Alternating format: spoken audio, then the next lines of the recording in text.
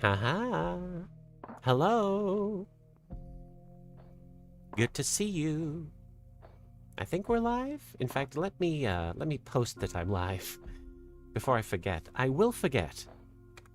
Okay. Okay. Bloop. And it should be posted. Very exciting. I'm back from my vacation. Hi. What's up, Pokemaster? Hello. Good to have you here. You'll have to forgive me. This is my first time streaming with my wig on, and it makes it hard to hear the music, so I know it's there. I'm checking the audio to make sure I'm not not accidentally streaming it muted like last time. What's good? Hi. Good to have you. Welcome in, welcome in. My vacation was wonderful. I missed you guys. Don't get me wrong, I really did actually miss doing this. This has been a very positive thing for me, so thank you for your patience. And Jake John Roberts, thank you for the $2 super chat. #1 drooling idiot Jean-Claude Magnum fanboy present. Is that a reference to a line from the show? I imagine. And Ernst, thank you for the super chat. You didn't say anything, but thank you for that.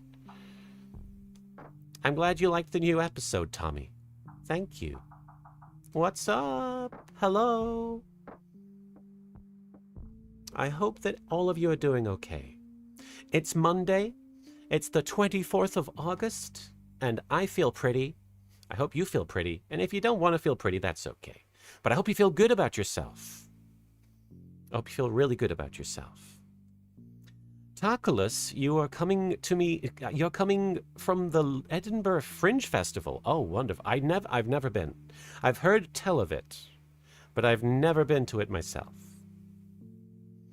Mortis Venom, thank you for the super chat. How goes it, pretty lady? Oh, you're very kind. Thank you. I'm still getting used to that. I'm still getting used to taking compliments and also taking compliments about how attractive I am. It's very new for me. Grootery, thank you for the super chat. Hey B, feeling extra pink today. I am super pink. I actually am considering streaming with my webcam or something. I don't actually have a webcam anymore. But some sort of camera setup would be fun, so you could see how pink I am. And so it doesn't seem strange to hear a different sounding voice coming from this Karibo avatar. So, Gabby in the chat. Oh, shout out to Gabby. Love to see Gabby in the chat. Thank you. Where can you buy the hat that I'm wearing? Unfortunately, there is no official way to get this hat. But you can wear the hat on your heart. You could imagine the hat. You could imagine that there's a Butts hat on your heart. Be the butt hat that you wish to be. And yes, if you are confused, I am trans. I am a trans woman now. I am a woman, period. My name is B. You may remember a different name that I used to go by, but that's not something I'm going to bring up. But just to get that out of the way, if there's anybody still confused. Crusher, thank you for the super chat. Say as Zork. Okay. I love unicorns and fairies. I love unicorns and fairies. Zork is a weird voice because it's basically, it's like Fats Domino a little bit. It's a weird voice.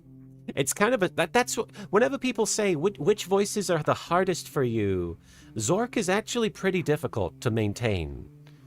Zork is one of those voices that I definitely... Oh, and my dog is commiserating with me. She's making noises on the couch over there. I don't know if you can hear that. But Zork is one of those voices that you have to sort of struggle to keep it going. It's like, I'm talking, and then suddenly you get halfway through the sentence and it becomes kind of difficult.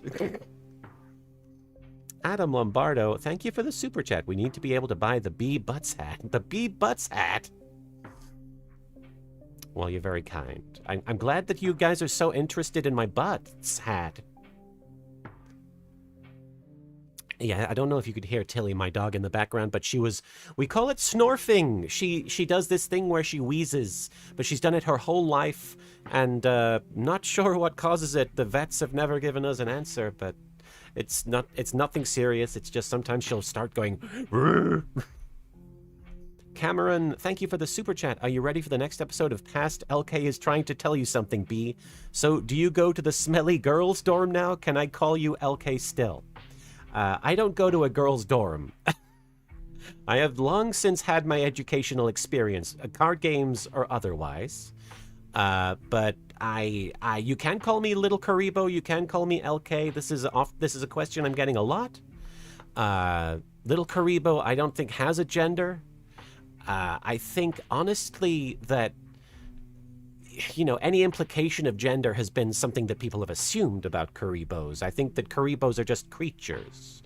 I think they're just magical creatures. And they can be whatever you want them to be. And for me, Karibo is just Karibo. Flip a dip, forgive my ignorance, just curious though, are you going to do voice training / modifying, and will it affect your voice work going forward? I'm going to do voice training. I haven't started doing any kind of voice training. I'm just kind of making myself sound more feminine by myself for now, just to see if I can do it. I don't know how well it's going. It's something I've just started trying, but it's something I'm really committed to and I want to sound more feminine. I definitely would like to take voice lessons. I don't think it's going to change the way that the show is voiced. I'm going to retain the ability to sound like the characters as far as I can tell. As far as I'm aware, I don't think there should be anything to worry about there. More Yu-Gi-Oh episodes, please. We will sit and watch the Yu-Gi-Oh Abridged episodes momentarily. I just really wanted to sort of, because I've been on vacation for a week or so, I've been away, I've been out of state, I've been gone, I've been not here with you guys, and I missed you guys. I just wanted to take a minute to be like, hey, I'm back. Will Abridged Taya still be Taya? Yeah, honestly, I understand why people would be like, will she still sound like that? And it's kind of funny to me. I think she will still sound like that because I think it's funny. I think it's funny that she sounds like that. I think it would kind of take away some of the humor. So, well, you're very kind, Aqua Melody. Thank you. Maybe use the Ishizu voice or a variant of it. See, evening Bitmore Dave. I honestly don't want to spend too much time talking about the voice that I'm doing because, and here's why, and this is a big part of it, is because whenever I thought about sounding feminine, whenever I've thought about voice training or changing the way I sound, which I'm attempting to do, I hate the idea that I'm doing a voice. I hate that feeling. I hate the idea that I'm putting on a voice. I don't want to feel that way. So when people are like, what voice are you going to do? I'm like, it's my voice. I just want it to be me, I hope that makes sense. But I'm probably going to be, it's probably going to be inconsistent for now because I'm kind of just, flying a bit blind. But I'm doing my best. And thank you for asking about it. I do appreciate your interest, and people have been very kind. All right, there's been a few super chats. Katra, thank you for the $10 super chat. I know some really good voice training resources that I think will be helpful for you, especially B. I'll hit you up about it later, babe. Oh, thank you, Katra. You're very kind. Oh my gosh. Adam Lombardo, thank you for the $5. I'd love to show you some vocal techniques. I sing with a full tone 4-octave range, and I could show you how to raise your pitch without straining. Oh. Well, I appreciate that. There are a lot of people are offering different resources, and I really do appreciate it. There are a lot of people who want to help me with that, and I can only say thank you. I kind of have to figure things out one step at a time. It's a little overwhelming. Mr. ADD, Thank you for the super chat, Mr. ADD Central. I remember convincing my entire lunch table to shout card games on motorcycles in 6th grade 17 years ago. Thank you for all the great memories you really helped make growing up great for me. I'm really happy to hear that. I'm glad. And that's card games on motorcycles. Certainly something that a lot of people have got a lot of mileage out of. You know, mileage motorcycles.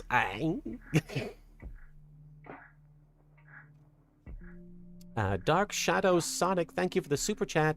Welcome back. Welcome back, little Karibo Sensei Sama Senpai Sansama. Kun.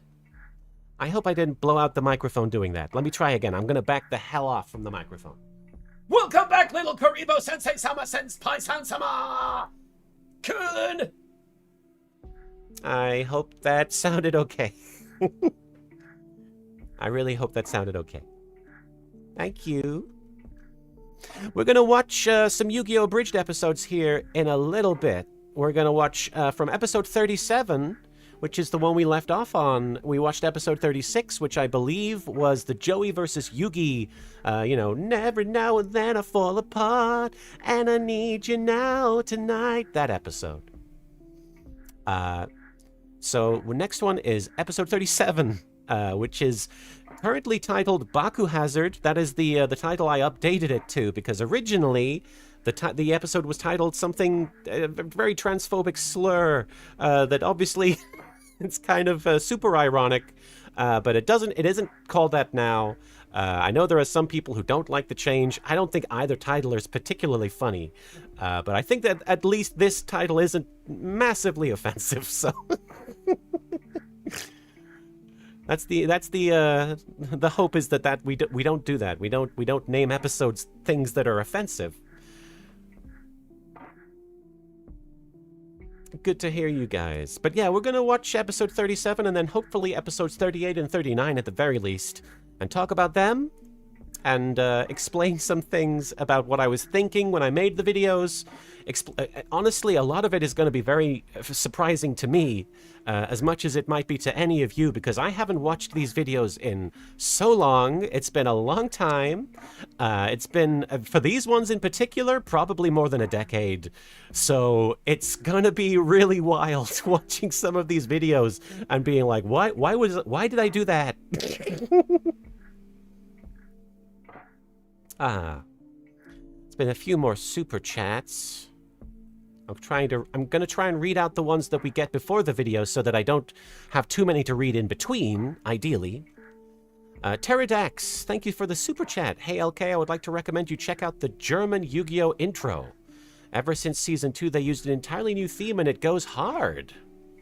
I'll have to check that out later. Thank you for the recommendation. I do like a lot of the different takes on the Yu-Gi-Oh! Theme, because honestly, some of them are better than the English or the Japanese. I really like Yu-Gi-Oh! Yu-Gi-Oh! That's your name. Yu-Gi-Oh! Yu-Gi-Oh! Play the game. Yu-Gi-Oh! Yu-Gi-Oh!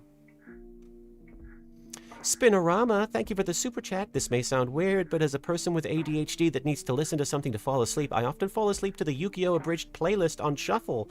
Well, then I have to apologize to you, Spinorama, for the fact that some of the music in some of the older episodes are not... I did not take into account the audio levels, and so especially in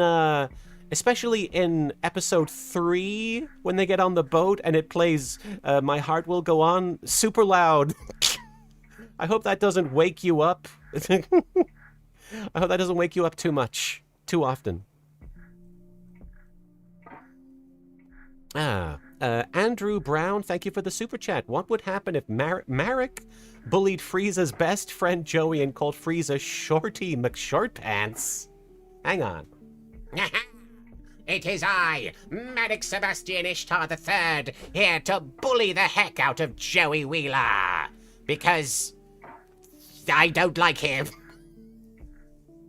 He was once a Steve, and then he somehow broke out of it. He's the one Steve that got away. He's the Steve that got away, and I hate him for it. And Frieza, you are Shorty McShortpants, because I guess you're not very tall. I don't know where these insults are coming from. I don't like you guys. Hey, that guy Merrick, he's okay in my book. No, I'm evil and I'm threatening you and bullying you. He's okay. Don't be too mean to him, Frieza, okay? I wish to blow up his planet. No, you don't want to do that. I live there. I don't care. I'm gonna blow it up. No! That's where I keep all my clothes. Hello, Marin. Welcome home. Hope you had a good lunch. I'm streaming. Hello, sluts. Oh. Mystic Mind, thank you for the super chat. Actual quote from my trans best friend: You may have turned the friggin' frogs gay, but you will not be trans in my axolotl. Okay. Message received. And Nick Van Steertigam, I'm sure I'm getting the name wrong.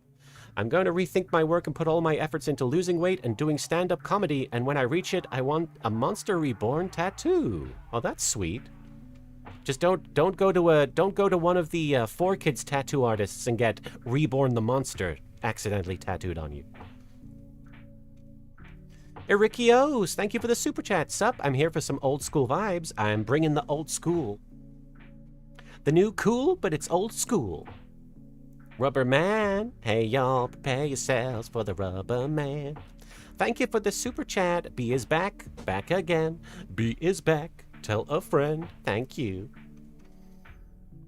And Mr. Peeping Tom Bruno, thank you for the super chat. Always good to see you around, and always good to rewatch the timeless series YGO Abridged.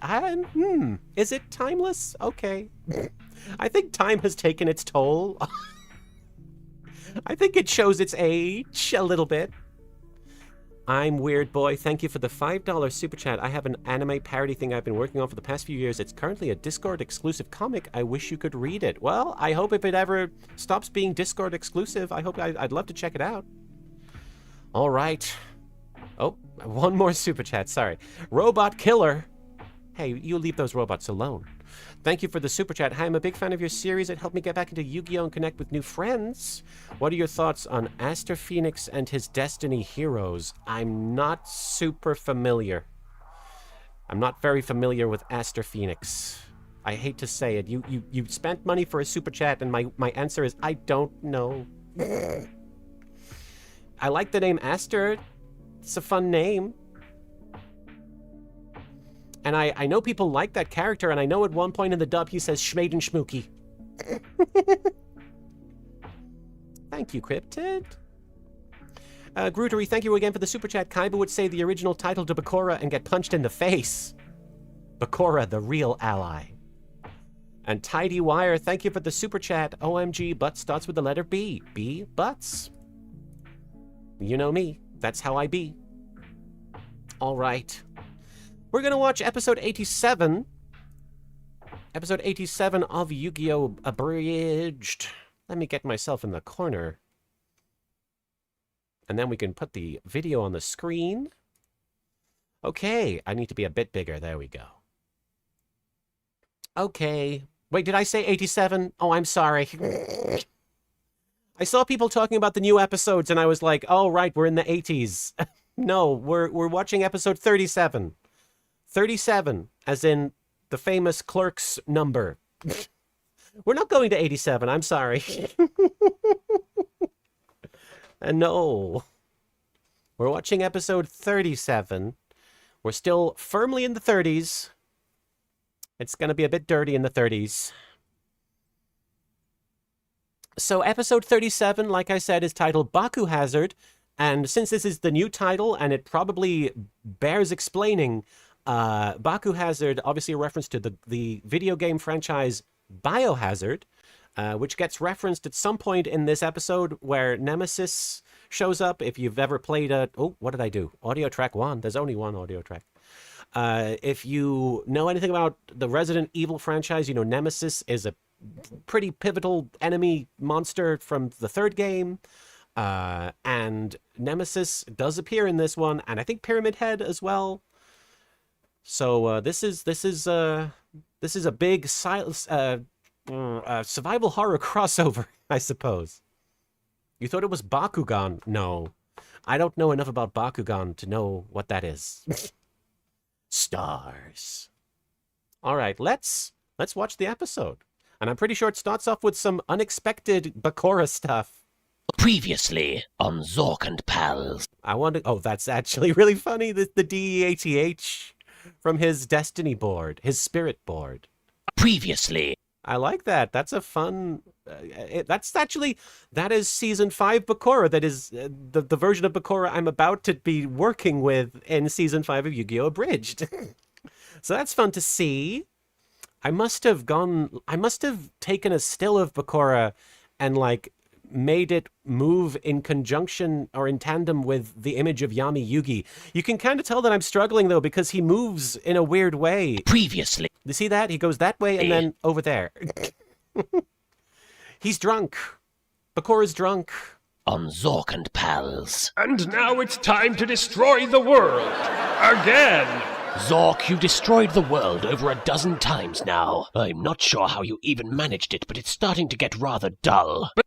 You can see me improving slightly with the lip flaps. The lip flaps are getting slightly better. I'm very proud of Baby B. Baby B in 2009 was doing her best. But you used to love it when I destroyed the world. Yes, it used to. Sorry. It just occurred to me that I was conflating destroying the world with having sex with each other. But you used to love it. Excite me, but now it feels as though that's all we have. It's like we don't really have anything in common anymore. That's not true. We both love genocide and crushing those who stand against us. Zork, there's someone else. Sorry, I didn't even know that I used other sound effects aside from the laughing and the clapping. I didn't realize there was going to be a gasp. I've started seeing another villain, and believe it or not, Though these lip flaps aren't bad. I have to give myself a pat on the back. These are pretty good lip flaps. I've started seeing another villain, and believe it or not, he doesn't want to destroy the world. I want to give myself a round of applause for figuring out lip flaps. I want to give people I want to give B a big old round of applause for finally figuring lip flaps out, kind of. Just lots of wah, wah, wah, wah, wah, wah, wah, wah, wah, wah, wah, wah, wah. Well, good, because I already did that. I'm breaking up with you, Zork. This is the saddest day of my life. I must find a way to express my misery. Let me guess, you're going to destroy the world. Yeah, no. I always like it when I use this shot of Zork because you have to have the steam coming out of his mouth. I think later I ended up taking a still of when the steam had already come out of his face, so I could actually just use it as a single shot, and I didn't have to animate. I didn't have to worry about the length of the footage, but here it's actually really funny that he's got steam coming out of his mouth like he's embarrassed. I'm going to destroy the studio audience. Feel my wrath. God, we are so cancelled. It's the Bakura Show. Bakura Show. He is evil.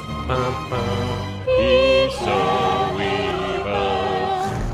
He was killed. A puppy. A puppy. I knew it. It was cute. Okay, that's fun. I honestly forgot how this looked, how it sounded, what the lyrics to the song were. This is completely fresh to me as a result. I don't know what the fuck that font is. Whose font is this? Who made this font? Did I come up with... There's no way I designed this font. Somebody made a font that looks like something's been sprayed. I think it's my attempt to make it look like it's been sprayed over the logo. But no, it's fun. It's fun to see this. If you're wondering, the other vocals alongside mine, and I've mentioned them in the past, but that was my ex-spouse. They provided the voice of Rebecca, and also I think this is the last appearance of my ex as the singing in the Bakura Show theme song, and I was also singing at the same time. So you had two different. I think I was attempting something akin to harmonizing, but I had no idea what I was doing. But yeah, the Bakura Show, very, very exciting for Bakura's fan club, which is surprisingly big. Got a lot of fangirls. Bakura! There's one of them. I command you to rise and shine, sleepyhead. Oh, great. Now the fangirls have started invading my dreams, too. What? It's me, you fool! I remember being aware that I peaked on the what? I remember knowing, oh, that sounds bad. This was around the time when I realized what peaking was, and I was trying to avoid it, I think, especially with Marek. But in this instance, I thought he would be that upset. He would peak on the mic. What? You gotta listen. You gotta hear the peak. Started invading my dreams, too. What? I love that it sounds bad, but it sounds good.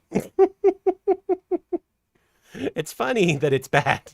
It's me, you fool! Do I look like a f***ing fangirl? You really don't want me to answer that.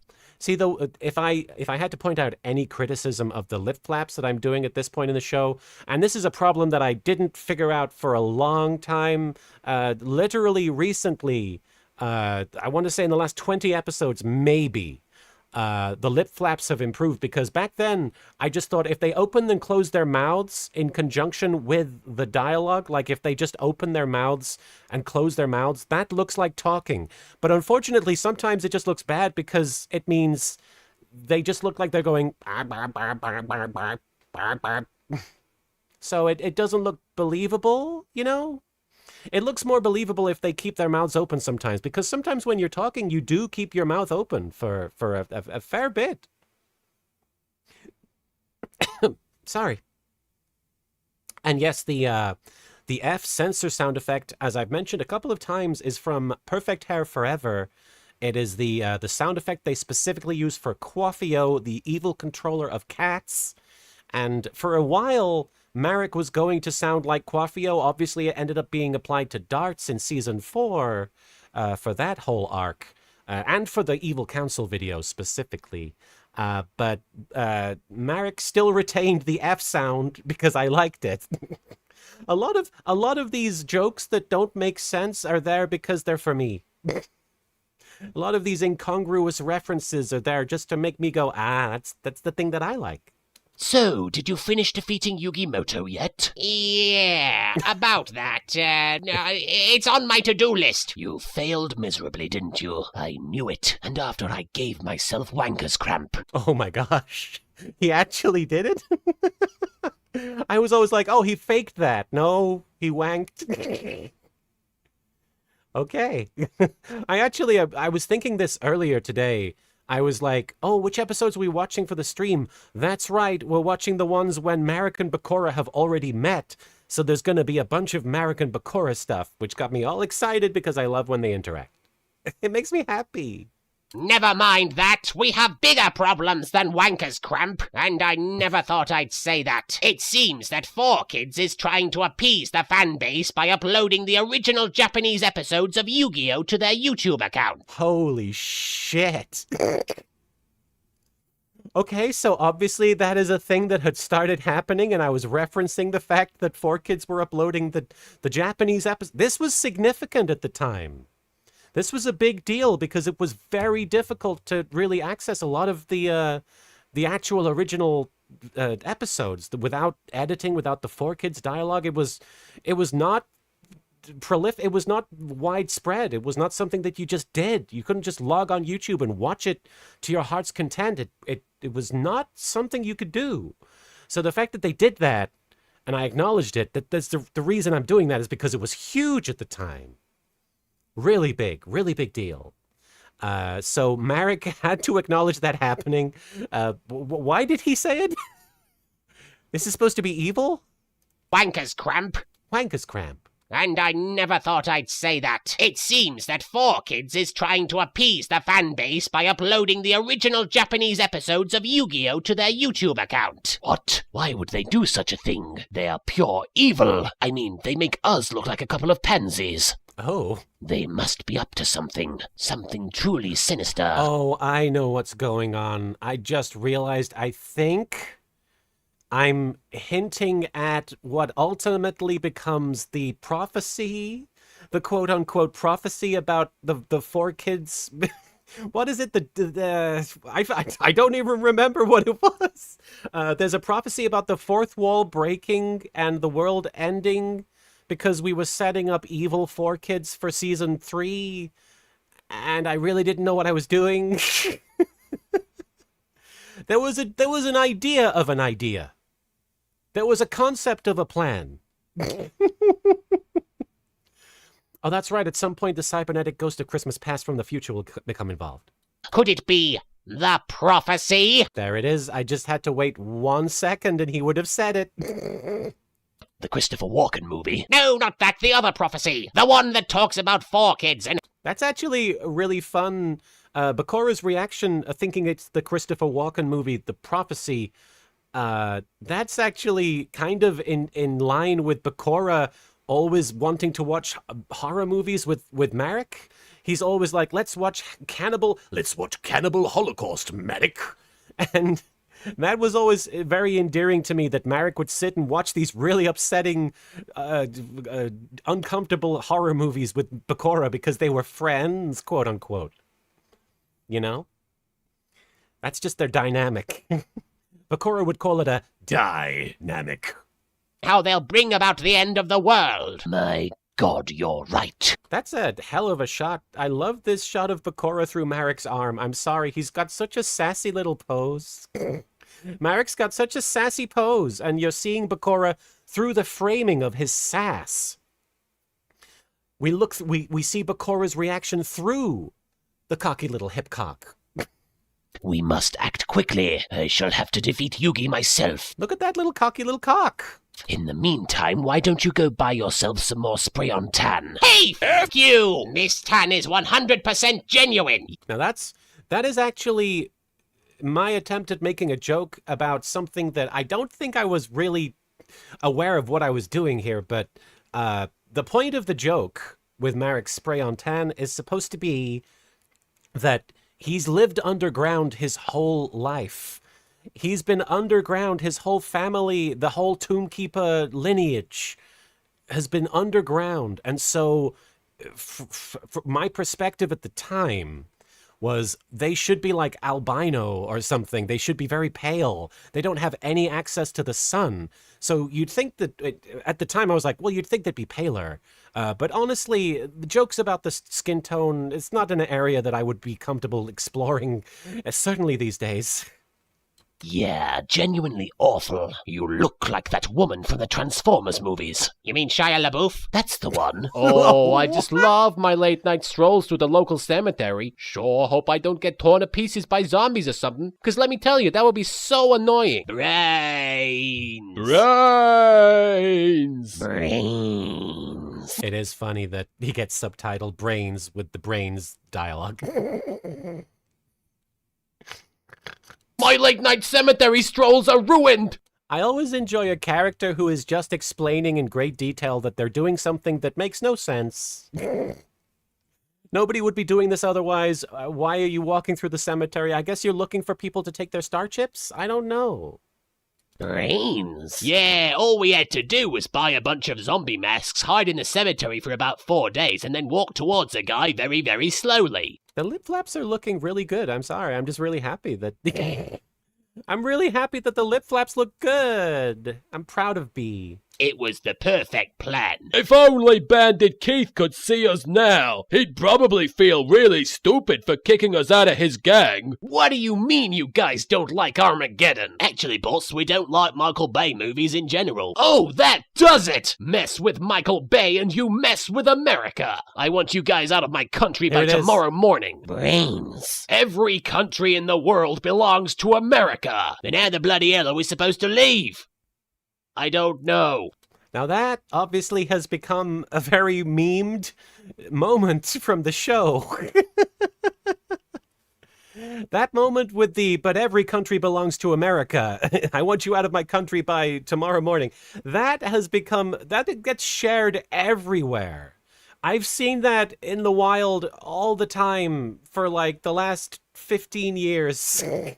That thing, that moment with that interaction just never gets old because I hate to say it, Things don't change. America kinda stays in that place, has that attitude. And it kind of, some people would argue, gets funnier by the year. It's pretty funny. And as people have pointed out, you can read that, there's that 4-frame comic of it that people share, and you can read it in any direction, and it makes sense. Which I think is more a testament to the fact that the dialogue doesn't really need to be... it doesn't flow quite so naturally, it just sort of is lines that react to each other. But, you know, it's funny. I must discover the location of the Battle City Finals. So she was like, oh my god. And I was like, oh my god. And she was like, oh my god. It kind of sounds like me now. You, strange person, tell me where I can find a Battle City duelist or I shall ravage you with my face. I remember enjoying writing that because just the idea, the fact that Bakura has all those spiky hair bangs, the sort of bat-shaped hair, I'm like, oh, he could attack you with his face. He would stab you with his hair. Oh my god, what are you wearing? You sound nervous. Is it the accent? You want to know how I got it? My father was a drinker. One night he went a little crazier than usual, so my mummy got the teapot to defend herself. The Dark Knight had just come out, so everybody was making this reference, and I was one of the everybody. He didn't like that, so he pours boiling hot tea all over her. Then he comes at me with the teapot and he asks, why so British? Oh my god, they're at the cemetery. Like, I'm so sure. Honestly, why do we even have a graveyard in this show if nobody ever dies? Right. They're just the gravestones that belong to all the people that have gone to the Shadow Realm. Every gravestone is like, went to the Shadow Realm in 2004. Well, at least you're not running zombies, because then you'd just look silly. Okay, I hate running zombies.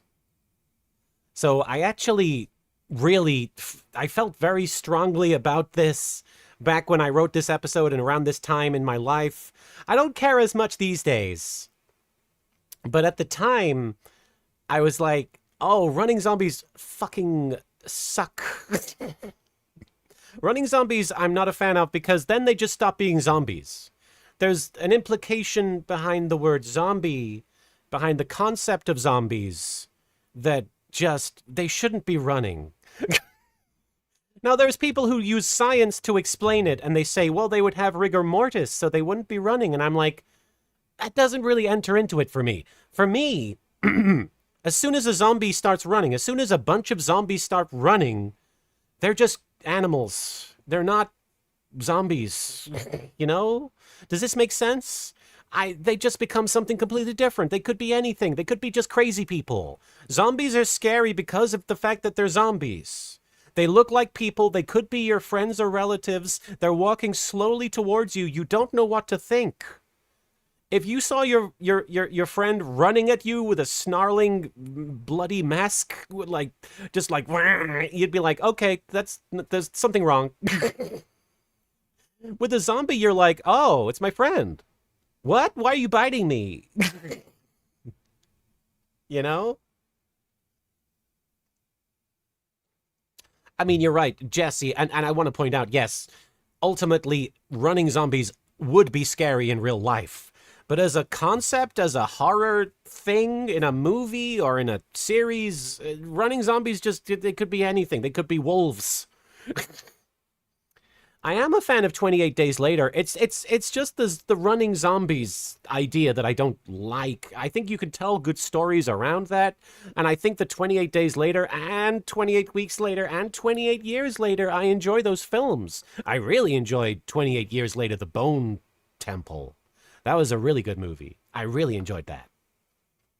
Thoughts on Left 4 Dead? Oh, in a video game, running zombies are so fun. Don't get me wrong. Hi, Zoruxy. Zorux Key. Hi. All right, let's keep watching the show. Brains. Since you have almost all... That's very Sting taking off a mask to reveal that he's Sting. And the Sting mask was the mask. From various wrestling companies. all your locator cards and I only have one, I suggest we play a winner-take-all card game. The victor goes to the Battle City Finals. Don't worry, zombie boy. This guy's a pushover. He's not even a main character. That's weird that he knows that. I find that weird that these guys are aware enough about the character status to know that Bakura isn't a main character. Having said that, I would argue that these guys are lower on the totem pole of character status than Bakura, so they might be fucked. Yeah, he probably doesn't even have any decent monster cards. I summon Pyramid Head in Oh. attack mode. There it is, Pyramid Head, the very phallic symbol from Silent Hill 2 that keeps coming back as if he's Mickey Mouse in Kingdom Hearts. It's weird. Brains. I've taken this duel What somewhere did he say? Hang on, what was the brains there? Oh, frack. I guess I've made various Battlestar Galactica references in the show at this point, so at some point somebody had to say frack. Brains. I've taken this duel somewhere much worse than the Shadow Realm. I've taken it to Silent Hill. Come on. Oh, I should have at least played a siren sound effect. Come on. If I had the opportunity to go in and add sound effects to this one, you would hear a siren playing the whole time. Also, I might have made a Persona reference there with the shadows coming out of the ground. Do you see how my brain works? I'm automatically like, what kind of reference can I make here? Zombie boy, show this guy who really rules the survival horror genre. Brains, brains, brains, brains, brains. Brains. I'm actually I remember intentionally saying, I summoned the thing. I summoned Nemesis, but with the word brains. So brains. That's fun. Yeah, you and me, we can ride on a star. If you stay with me, girl, we can rule the world. Bloody hell.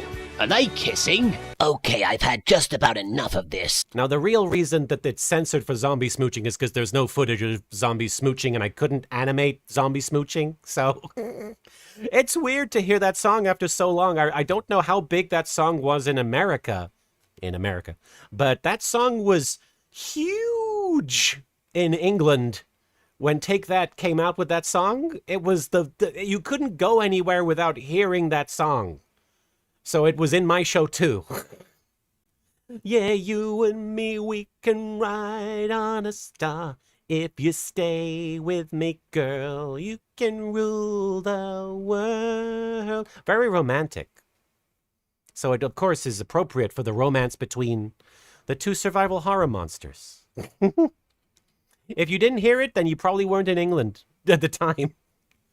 All right, but this is the bit where Zombie Boy breaks character and talks about zombie shit. And the stuff he's saying, if I remember rightly, this is basically my feelings. In fact, I remember this is like right before I went to my first American convention appearance, and I met Doug Walker for the first time.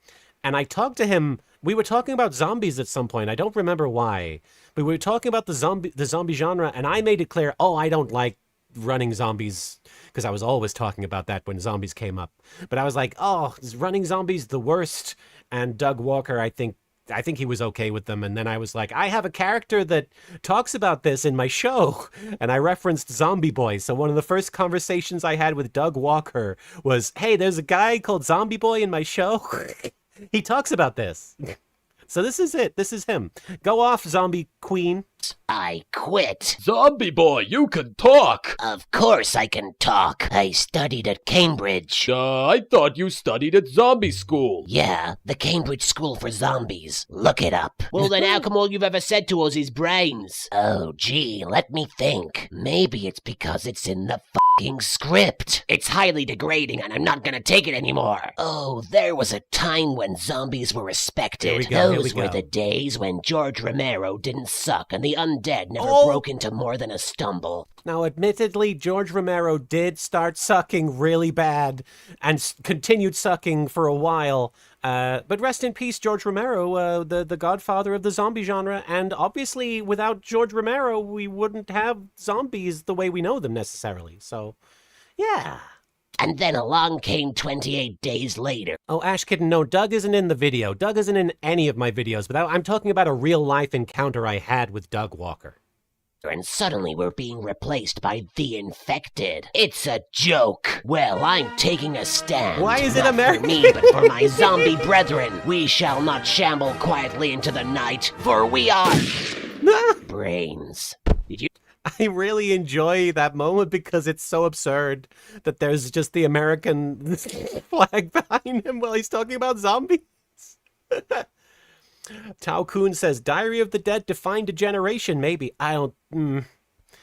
A generation of people who like bad movies, maybe? Hi, Joy Empress. You just shoot him in the head. It's the only way to kill an overacting zombie. I was very happy when I realized that you could see... You could kind of imagine a gun where he was pointing. You could imagine him holding it John Woo style, sideways, a little bit. I was like, just pretend for this one moment that he has a gun.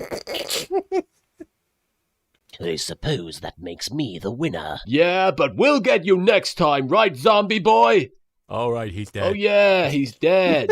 I forgot. Excellent. Now I have enough A little bit too much echo on those thoughts there. locator cards to enter the finals. You know, I've rather enjoyed having my own episode. Oh, wait. It almost makes up for being They're thoroughly neglected fucking- for the past 2.5 years. Guys, Pyramid down. Head, stop humping Nemesis. I knew I should have had him neutered. you can't neuter Pyramid Head. Satani! Oh, I had so many opinions this episode. Obviously, the Battlestar Galactica finale had just come out, and it was as disappointing as I expected it to be. I don't know if anybody has changed their opinion on the Battlestar Galactica finale since it came out, but when it came out, oh, I hated it. A lot of people hated it.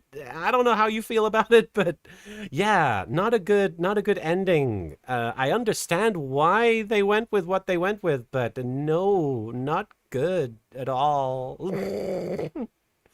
Oh, good to see you from Belgium, Mr. Azerticut.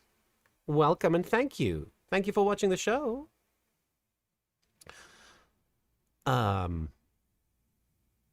That's right, Linkara was in one of the upcoming episodes where he talks about the Kill Your Family show.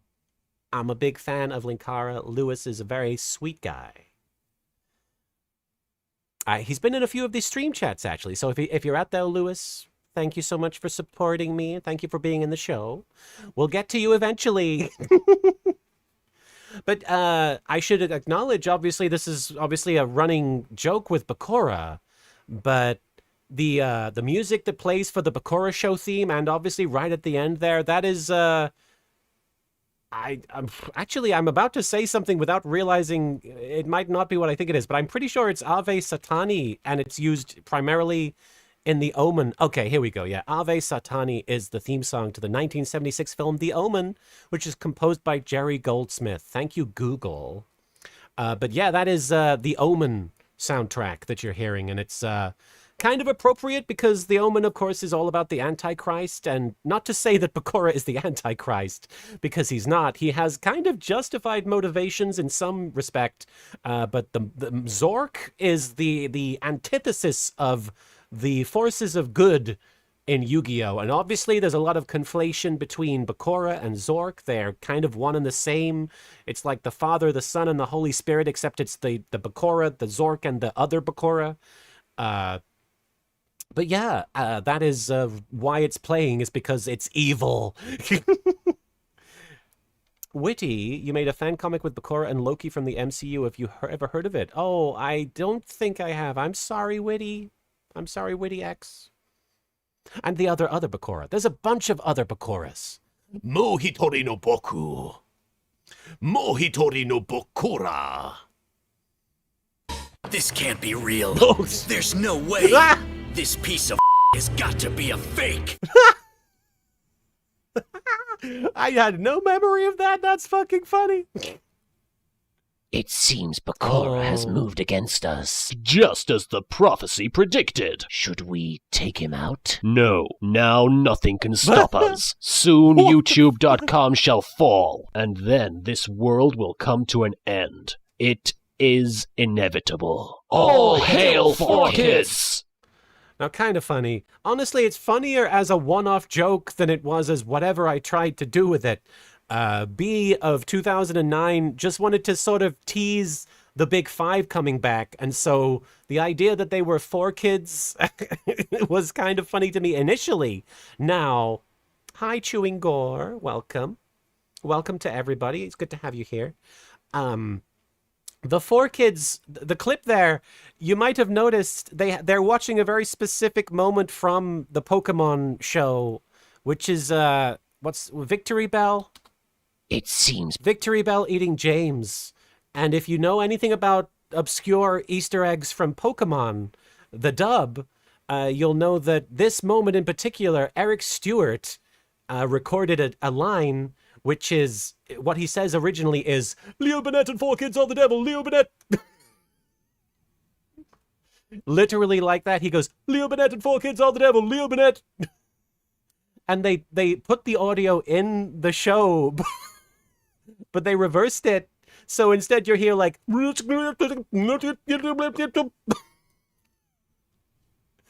pretty funny. It's just so weird just to hear him go, Leo Burnett and 4 kids are the devil. I'm going to play it in case you haven't heard it before. I'm going to play it for you because it's very funny. Let me look. Leo Burnett and 4 kids are the devil. It's so funny when you hear it. Here it is. Listen, listen. Leo Burnett and 4 kids are the devil. Leo Burnett. Have you heard that? Listen. Leo Burnett and 4 kids are the devil. Leo Burnett. It just sounds so funny. Because I'll be honest, I don't really know the specific context as to why Leo Burnett and 4 kids are the devil, but it's the way he says it. It's so, Leo Burnett and 4 kids are the devil.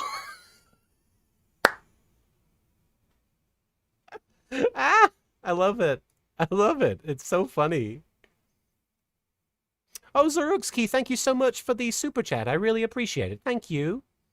No, if you've never heard that, just search Leo Burnett and 4 kids are the devil. It's very funny. All right, I'm going to read some... ignore that. Hang on. Oh. There we go. Now we're on the next episode, but we'll get to that in a second. We're going to read some super chats because you guys are super duper. Thank you so much for being so super. We're going to check these super chats, and we're going to chat you up. Leo Burnett and 4 kids... I want to know, I assume he's saying it like that because the clip is so short, so he has to squeeze it all into one little bit, but it's the way he's going, Leo Burnett and 4 kids on the devil. I always find that really funny. All right. Carlisle the Cinephile, thank you so much for the super chat. My favorite episode of Zork and Pals is the one where he accidentally invites Bakura and Marek to the same dance and somehow learns the true meaning of Christmas. And of course he then destroys Christmas. I know the meaning of Christmas, which will allow me to destroy it altogether. Take that, Jesus. That's how it works. You learn the secret and you use it to your advantage. You know the secret meaning of Christmas. Leo Burnett and 4 kids. Rubberman, thank you for the super chat. Apologies. Rubberman, I remember Darts not always sounding like Quaffio. That's right. An early episode of Marek's Evil Council had him sounding more like Yami Yugi, if I recall correctly. Yes, let me let you in on a secret. This is just between you and me, Rubberman, and everybody else watching the stream. So when Darts shows up in the Evil Council episodes early on, he basically just says something like, oh, pizza is better than tacos, or something like that. And obviously at the time, I think it was maybe late season 1, early season 2. And this is me being completely honest, I didn't know if I was ever going to get to Darts. And I didn't know if it would ever matter what he sounded like. So I was kind of like, I could just do whatever. I do whatever I want. I could just do generic voice and it's fine. You know? It wasn't necessarily a bad choice. It just obviously isn't as memorable remotely or as, it doesn't allow for a lot of comedy, just doing sort of a I'm darts voice, So I'm glad we went with what we ended up going with, which was the brilliance of Takahata 101 being able to do a almost perfect Quaffio impression and providing his own spin on it. I'm going to drink some water really quickly. Permit me 1 second here.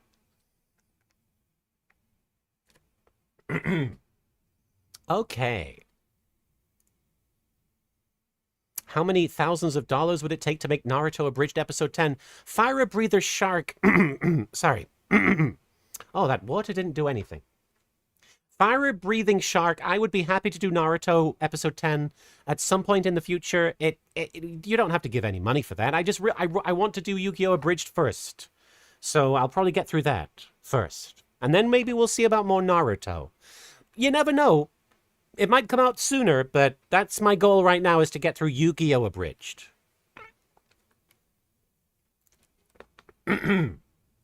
What about second hydration? Believe it! Yeah, because my name is B now, every so often I think about Naruto saying, B! Leave it! I hope that came through on the mic. All right, let's see. Carlisle the Cinephile, I think I answered your super chat. And Rubberman, I answered yours. FSM Gauss, thank you for the super chat. And you've written, Oh no, the magical hats! They're evaporating! and I'm not sure why. Not sure why. Opinions on Return to Silent Hill. Oh, it's so bad. It's so bad. The fact... I'm going to go into a whole rant if you ask me about Silent Hill. Return to Silent Hill. I guess it's appropriate since we just watched that episode, but in summary, the fact that they had James killing Mary as a positive thing that helped her, quote unquote, I wanted to punch the movie in the face. Vanessa Vengeance, thank you for the super chat. Unironically, you actually got me into thief shipping, and it's hard not to see them as a couple. It's really hard not to see them as a couple, you know? And I think I talked about this on the stream previously, but I started shipping them kind of as part of the comedy of my show. I started shipping them because every Yu-Gi-Oh fan was shipping them, and I was like, oh, they are the ship. Okay. Outside of like Yami and Kaiba and Yami and Yugi and Taya and whoever the big obvious ones are that stand out like a sore thumb, Marek and Bakura were the ship. They were the diamond of the ships. And so when I started introducing them as a dynamic in the series, I was like, it's funny that they like each other. And then it slowly became, they like each other. And then it became, I like that they like each other. And then it became, oh boy. It became a real thing, didn't it? Chemo B, thank you for the super chat and thank you for the kitty. Matthew Galloway, thank you for the super chat. Hello B, how chazzed up are you today? See, Chaz isn't very pink. I can't say that I'm very chazzed up. I feel like I'm the opposite of chazzed up. I'm chazzed down, baby. Chazzed up would require me to wear a bunch of, very dark uniform the way he does. I'm so pink. I'm chazzed in the different direction. I'm chazzed backwards, baby. I've been chazzwards. It's all coming up Chaz. Are you down with the Chaz? Chemo B, thank you again for the super chat. I think the joke is that in 4Kids no one dies, so what is the point of the tombstones? Exactly. No, yes, absolutely. You got it. You got it in one. 1000%, that's the joke. The fact that there wouldn't be any bodies to bury because I guess when they get sent to the Shadow Realm, their bodies stick around. So wait. That would imply that all of those graves have basically zombified people that are still alive inside them. Oh, no. Oh, no. Epic the Gamer, you don't have to... if someone could send us a super chat to let Little Creeper know, if you listen to the 4Kids flashback episode where Eric Stewart is the guest, he tells the story about the devil line. Oh, that's wonderful. If anyone wants context on the Leo Burnett and 4Kids or the devil, just listen to the 4Kids flashback episode where Eric Stewart is the guest. I believe that's the podcast hosted by the incomparable Tara Jane Sands. All of them are in shadow realm-based comas underground. Nobody knows. Jim74, thank you for the super chat. Zombies shouldn't run since the idea is that their brain needs to relearn the impulse control to even walk. See, yes, that is a big part of it. Zombies are kind of like very, very basic instinct, not the movie. They're very, very low energy, very like... They're basically, what do you call it? They've basically been lobotomized in every sense. And so they're kind of just operating on standby. And it's just, they're compelled by hunger and nothing else. And that's what I love about zombies. And you just can't say that about running zombies, in my opinion. How are they running so much? Where are they getting all that kinetic energy? Zombies don't produce that. Ironbound, thank you for the super chat. Greetings from Germany. Love your work. I appreciate that, Ironbound. Thank you. Smarty, thank you for the super chat. Making fun of Dragon Ball Evolution will never be outdated. I was actually in the Nostalgia Critics review of Dragon Ball Evolution. They got me dressed up as Vegeta because I think the original plan was for Lanny Pator to be involved. But instead they got me, and so you can see me dressed kind of like Vegeta and doing a bad Vegeta impression.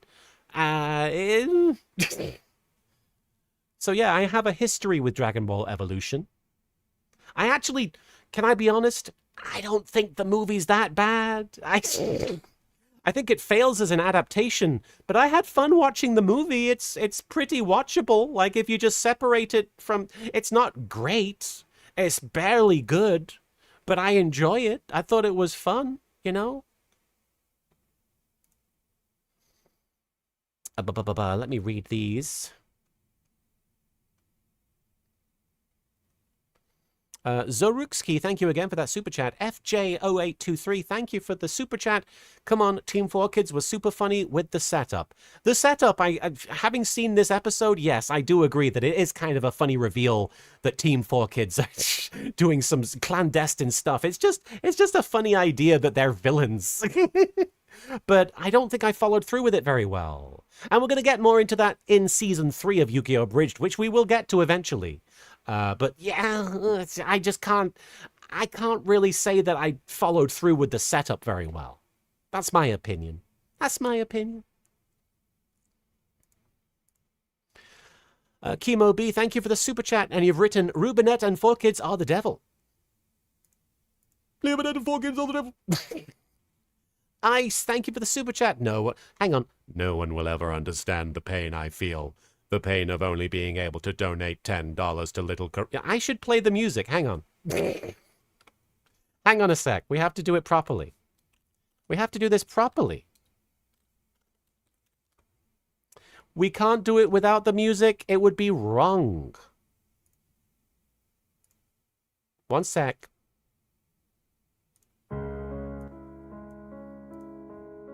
Here we go. No one will ever understand the pain I feel. The pain of only being able to donate $10 to Little Karibo because I have to pay for essentials. Damn you, capitalism. I will get you back. Somehow. Yeah.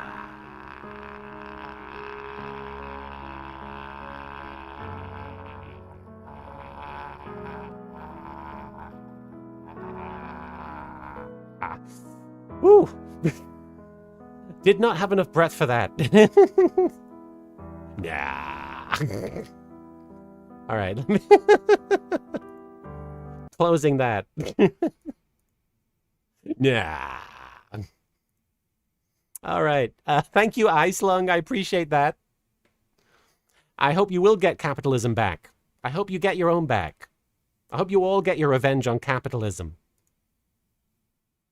Lizzie, thank you for the super chat from a super Lizzie. Sad I missed the stream of Bakura vs. Zombie Boy Dawn of Brains. 'Twas the first Yu-Gi-Oh! Abridged ep I saw when it was new. Memories. Well, thank you so much for being here regardless. I'm glad you caught the show at some point. Back in 2009. Can you imagine? Can you imagine? You'll have to forgive me. I'm wearing my wig today and I keep playing with it. It's very difficult not to play with my wig. GS Robinius, thank you so much for the super chat. Word up, B Sensei. Rewatching your Naruto Abridged and still makes me cry laughing. Oh, wow. What was easier to edit, the episodes or the more polished movie? I don't know how polished I'd say the movie is. Honestly, some of those episodes were kind of difficult because, the movie wasn't simple, but I feel like I cut out so much of what the movie had in it and mostly stuck with the talking. There isn't so much action in the movie compared to some of the episodes of the show. It's hard to remember. I'd say they were comparable to each other, honestly, because I don't remember the movie taking a lot of time to edit. It was, I remember making the joke, I made this movie in a week. Hey, sex. But, I can't pretend that that was anything to do with the difficulty level. I think it was just I was very focused. I put aside a lot of time. It's hard to say. I want to say that some of the episodes were probably a little more complicated. Because I probably had to create more lip flaps for it. Fucking sucks! The dangerous box! Zelda G Jet, hey LK, gotta get my request for more Frieza/Joey before your voice goes out again. Okay. Oh, Joey Wheeler. We've been through so much together. Yeah, man, thanks for letting me ride in your little space pod thing, whatever this is. What is it, by the way? Oh, it's one of those things that Robotnik flies in, and also Bowser at the end of Super Mario World. Ah, it's one of those Bowser Robotnik things, yeah. Yes, but I call it my little Frieza-mobile. Oh, man. Well, you know what it is when we're both in it? What is it, Joey? It's the Wheel of Frieza-mobile. Oh, you? Oh, we're a team. I'm gonna blow up your planet. Please don't, Frieza. Stop doing that. They're so fun. I'm glad everybody enjoys Frieza and Joey. They're very fun. Oh, Bunny Bruises. I love hearing that. I'm glad you found that. I'm glad you have that memory. Jim, thank you for the super chat. Marek and Bakura are the Titanic of ships. You can never sink it, for the record. It's not sink or swim. I swim with that ship. Zelda G-Jet, thank you again for the super chat. You know what sinks ships? Cannon. One of the best lines. I can't take credit for that, I don't think. I think that's somebody else. Who said that? Erin, thank you for the super chat. I know you can't say much, but ooh, on a scale of 1 to 10, how much thief shipping can we expect in the final season? I love those crazy kids and I gotta see them work it out. On a scale of 1 to 10, I couldn't honestly tell you. I haven't really planned any thief shipping that I can think about, but I'm sure it'll come up. Because Bakura and Marek are involved, kind of. So, at some point there's going to be some sort of allusion to it. Oh my gosh, Bunny Bruises. Wow. Well, I hope that we can update that. I hope we can update that at some point. All right, I'm going to read these super chats really quickly, and then I'm going to jump into episode 38, Magnum fast, because I want to make sure we watch at least one episode per hour. Which is the extremely high speed for me. Fire PA, thank you for the super chat. First episode was in high school when Shadi was Borat, and Bakura engaged in battle with Pegasus using ancient Egyptian laser beams. That's an old school one. That is probably one that came out right around the time the Yu-Gi-Oh! Abridged movie came out, so chances are you might have seen the movie as well. If you were watching the videos when that came out. VGE, thank you for the super chat. Seeing you shout, "That was so stupid" in Doug's video is such a great clip. I don't remember it. There's only a couple of things I remember about being in that video. That was one, dressing up as Vegeta and thinking, but I'm Frieza. And then the other thing was, there's a clip where I was bouncing up and down on the chair, like really excited, and Doug just kind of pushes me off screen. And I remember that because I think at the time, Doug was surprised that I had that much energy. Doug was like, this very quiet English person, oh, they can jump up and down and bounce? Oh, that's interesting.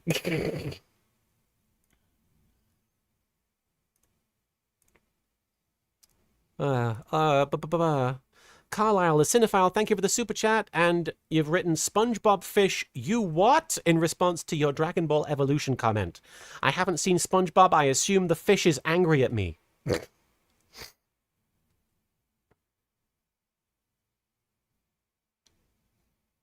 Ooh, sorry. Vuat-san. Oh, actually, Pterodax Nui, thank you for the super chat. You kinda like Dragon Ball Evolution? That would have been funny if you explored in the Nostalgia Critic episode. Yeah, no, it was one of those things where Doug asked me to come up with jokes for the video, and I actually explained to Doug in person I couldn't really think of any anti-Dragon Ball Evolution jokes because I like the movie okay. So there wasn't really much to work with there, I don't think. One second.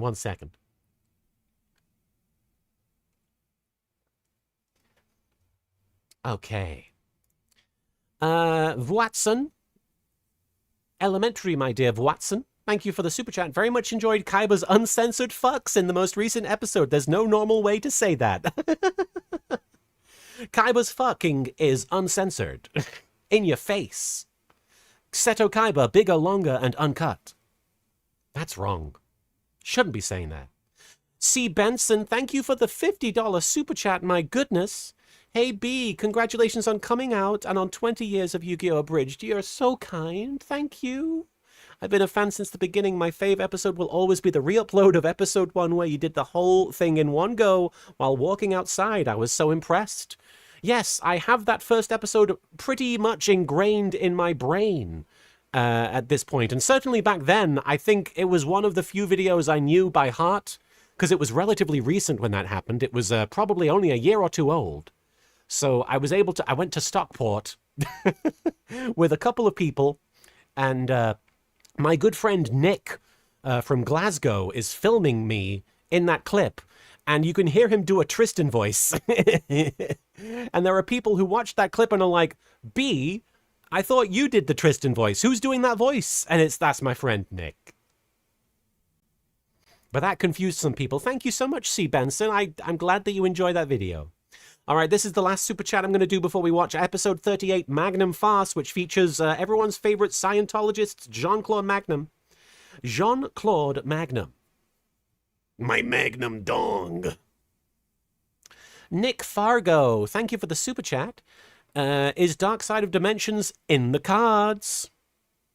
I see what you did there. In the cards. Yes. Dark Side of Dimensions is absolutely in the cards, so long as there's no copyright issues of it going up.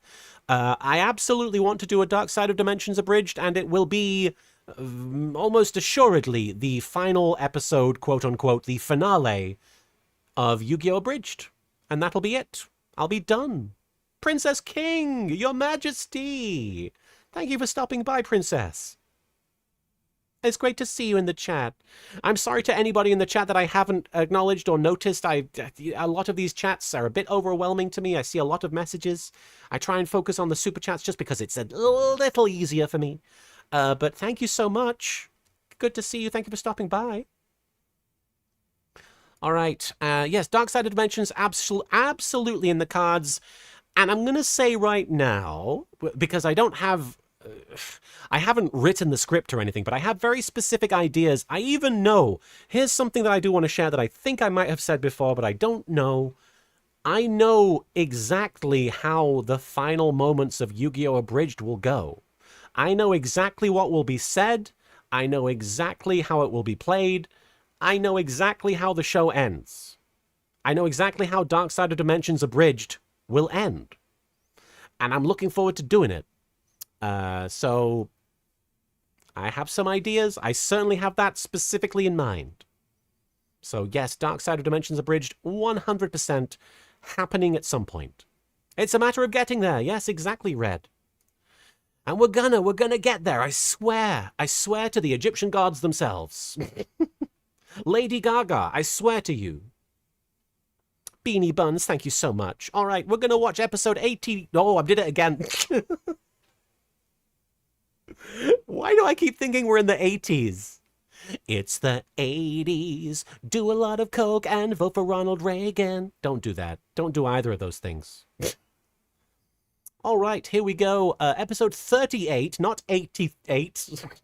Episode 38 of YGO Abridged Magnum Farce, which obviously is a reference to the title Magnum Force, which is a movie I've not seen, but I believe is a sequel to Dirty Harry. I'm Googling this now, so because I might be just full of shit. Hang on. Magnum Force movie. Clint Eastwood. It's a 1973 American neo-noir action film and the sequel to the 1971 film Dirty Harry. B got it right. B got it right. B got it right. Clint Eastwood. I knew that much. Thank you, Erical Hist. I appreciate that. Oh, much love to my trans girls in the chat. If you're out there or if you're not out yet, I think you're wonderful and you're beautiful, and thank you for stopping by. I'm gonna watch the episode. Episode 38, Magnum Farce, referencing Magnum Force, the Dirty Harry sequel, and obviously Jean-Claude Magnum. Let's go. There's one joke in this episode that I love, which involves my Valentine's boobies. And it's not the one where it's like, my breasts are not fake. It's the one later on when she lands on Joey. I think that's an all-timer. Here we go. I just realized what the D stands for in Yu-Gi-Oh! 5Ds. Don't watch it! Rude! Rude! I'm gonna go retroactively, and I think I even did this in a video one time. It doesn't stand for don't watch it. It stands for do watch it, and it stands for dragons, or something. You should watch Yu-Gi-Oh! 5Ds. The first 2 seasons of Yu-Gi-Oh! 5Ds are some of the best Yu-Gi-Oh! That's ever been made. And shut your mouth, B of 2008. You're wrong about so many things, including your gender. Oh no, we're going too far. That's him himself. That's Jean-Claude. Doesn't he look like a Jean-Claude? All right, what are the cards? I just realized You're wrong. what the D stands for in Yu-Gi-Oh! 5D. We got Joel from Mystery Science Theater 3000 and Crow T Robot and Tom Servo. If you haven't seen Mystery Science, if you haven't seen Mystery Science Theater 3000, you should go correct that and watch it because it's so amazing. And it is one of the most influential pieces of media for so many annoying people on the internet. Myself included. And then there's the cake from Portal, which is a lie. I told a story about that cake recently on the stream, but I'm not going to retell it. Devo! We got Boogie Boy from Devo. That is Mark Mothersbaugh, who is, if you don't know him from anything else, you'll know him from being the composer for the Lego movie, I think. And I don't know why I went right there. You might know him for being the composer of the soundtrack to The Sims 2. And also just being an incredible artist and Devo and the front runner of Devo. And if you haven't heard Devo, listen to Devo. And there's the guy from that's the John Wang guy from Wang Means Penis fame. What was it? I don't remember. The machinima nonsense. Don't watch it. Parappa the Rapper. Parappa the Rapper. And obviously Parappa the Rapper, the prequel to Jamalami, which is the superior game in my opinion. Don't tell anybody I said that. People will come after me. But Jamalami, the better game. But Parappa the Rapper, obviously famous for taking a driving lesson and forgetting to close the door. Oh, no. The instructor forgets to close the door. All right, we're here, just sitting in the car. I want you to show me that you can get far. Step on the gas. Step on the gas? Man, this tournament feels longer than any given Metal Gear Solid cutscene. And Oh, God. Whoa. Kojima, I'm coming for your ass. only slightly less interactive. But at least we're on our way to the Battle City finals. I sure hope we don't encounter any more intrusive subplots. Did somebody say intrusive subplot? Oh, son of a bitch. It is funny that Tristan hates that they're encountering a subplot. He's often the character that I will use to say, hey, look, this thing is happening. And frequently it does take the form of, Hey, look, the thing that is happening. so Tristan, very much the character that I would use to do that.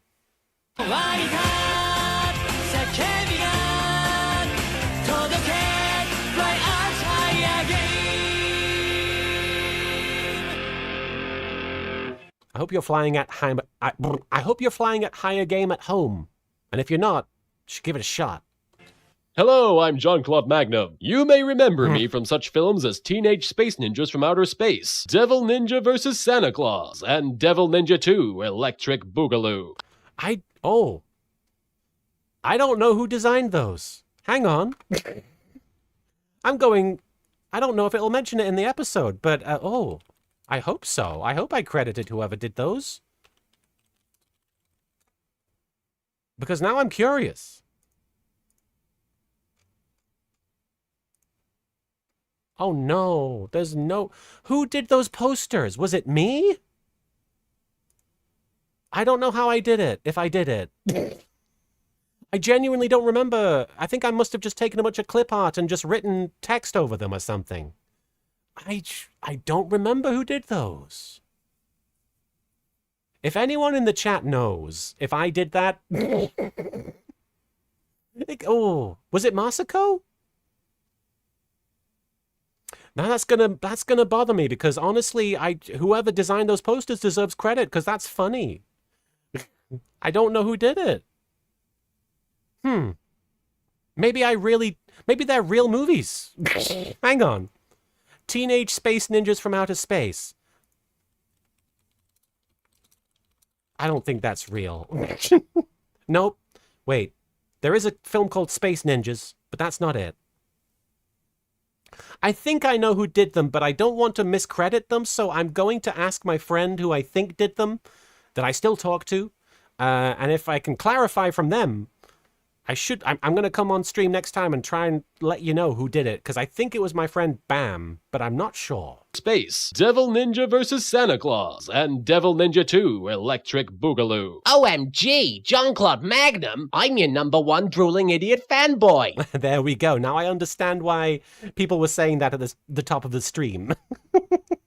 Hey, do you mind if I start incessantly quoting all your movies? Oh no. Because I really, really, really like doing that. I might as well be calling myself out for all the quotes that I put into my show, but I'm pretty sure, knowing B of 2009, I'm probably making reference to the fact that people would quote my show at me a lot. Which I want to clarify, I really don't mind when people quote my show at me. I actually take that as a form of enthusiasm, and I understand, sometimes it gets a bit over the top. But I really do think of that as a compliment, ultimately. If people want to quote the show, it's because they're very excited to see me and they're very excited to talk about the show. And some of that takes the form of just yelling lines from it. I get it.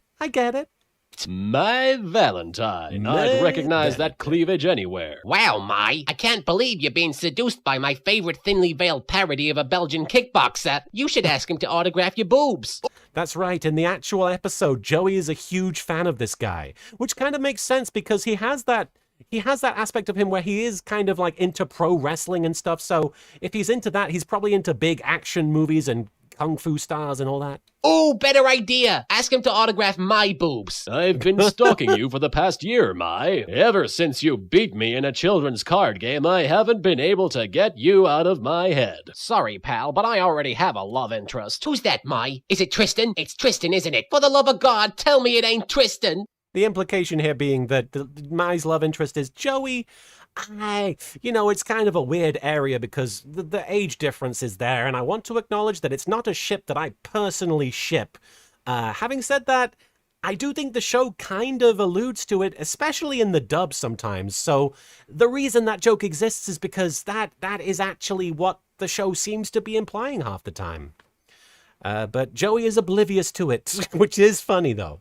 It's you, Joey. But you're 10 years older than me. I know. There it Creepy, is. isn't it? There it is. Actually, this is the closest thing the show has to a normal relationship. You may be I don't know about that. Surely there's normal relationships otherwise. I don't know, though. I guess there's no really quote-unquote normal characters.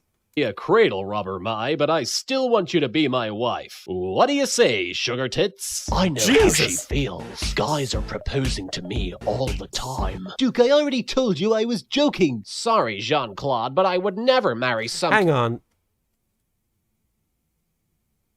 Already told What? how she feels. Guys are proposing to me all First of all, I want to point out the Duke is significantly shorter than Tristan. I didn't realize that. the time. Duke, I already told you I was joking. Sorry. That's interesting, because obviously in the most recent Yu-Gi-Oh! Abridged episode 89, if you haven't seen it, go watch it. It is implied that Tristan has seen Duke's grand prick, so obviously there's been some developments there. Sorry, Jean-Claude, but I would never marry somebody so selfish and superficial. But Ma, isn't that exactly what you were like in season 1? Face it, the only difference between the two of you is about 20 pounds of silicone. No. My breasts are not fake. Right. I don't believe you. If you won't marry me, then I'm gonna challenge you to a duel. And if you lose, you have to become my wife. I accept for no adequately explored reason. I'm pretty sure that she's accepting... I think this is me completely pulling this out of my memory, so it could be absolutely the opposite of what's actually happening. But I feel like Mai is accepting the challenge because she wants... Well, I guess does she have all the locator cards? She must need locator cards, right? But part of me thinks that it's because she's annoyed that Joey is oblivious to everything, but I don't know. It's hard to explain why Mai is on board with dueling in such a situation. She has all the locator cards? Then why is she doing it? She knows she can win and wants to shut this guy down. Honestly, Beautiful Devil, that's about as good an explanation as I can think of, is that she knows she can win. And she knows she can humiliate a man. And you know what? More power to her. Hey, I have a rather pertinent question. What does any of this have to do with anything? Seriously, aren't we trying to save the world from imminent destruction by vaguely evil forces? When did the love life of my Valentine become so freaking important? It's a filler episode, Yugi. You gotta get over it. You gotta learn to live with it. You're in Yu-Gi-Oh! If you don't like this filler, Yugi, you get ready. Get fucking ready, Yugi. You are not prepared for what's about to hit you like a force of 1,000 filler episodes. Is the next plot point going to revolve around Bakura's stamp collection? I summon... Oh, but my stamp collection is very exciting, I'll have you know. Going to revolve around Bakura's stamp collection? I summon my... It just pisses me off is all. I'm gonna admit something. I'm gonna confess something that I think I've talked about. Not on the streams though. I've talked about it in real life with people on Q&As and stuff. But this is me admitting something. Yugi in the abridged version, Yugi in the parody, is 100% meant to be me, like the worst parts of myself, the parts of myself that are argumentative and dickish and antagonistic and selfish and egotistical and all the things that I dislike about myself, I kind of put into this version of Yugi. And the reason I did that, I think, is because the reason I love Yugi is because he is a lot of the things that I aspire to. Not, literally. I don't literally aspire to be Yugi. But I do think that Yugi as a protagonist, as a character, as a shonen character in an anime, he's always selfless. He's always thinking about the other people around him. He's thinking about his friends. He's even thinking about his enemies frequently.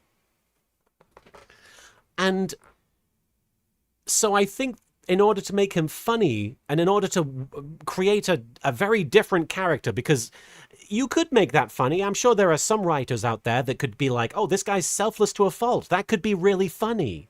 But I think that the thing that I ended up doing was I will make him the opposite of what he is, and not just the opposite of what he is. I'll make him the parts of myself that I wish weren't this, that I wish weren't part of me, and sort of make them Yugi so that I can look at it and be like, that's the opposite of what I want to be a little bit, you know?